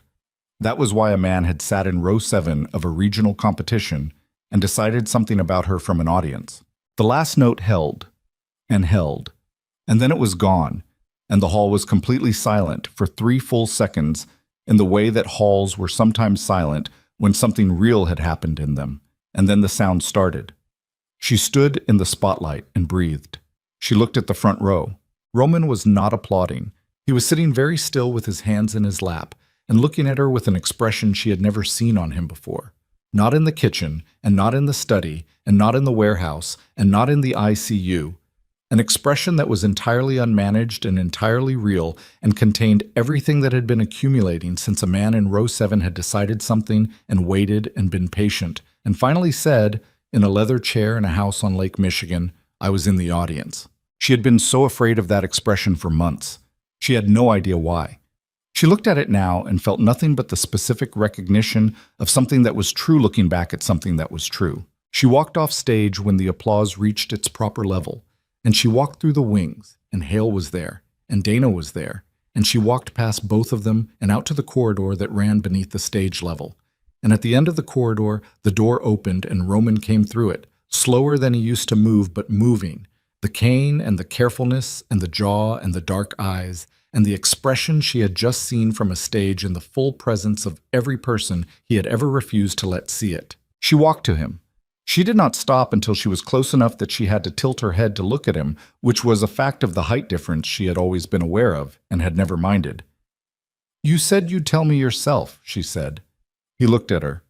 He put one hand against the side of her face, which was something he had never done before, which was its own answer, which was the kind of first time that was also a recognition of everything that had already been true. "I love you," he said. He said it the way he said difficult, true things, directly, without decoration, with the full weight of someone who had not said it easily and was not saying it easily now, but was saying it because it was real, and real things deserved to be said. She looked at him. She thought about the envelope in his coat pocket months ago, the one she had slid back across the table.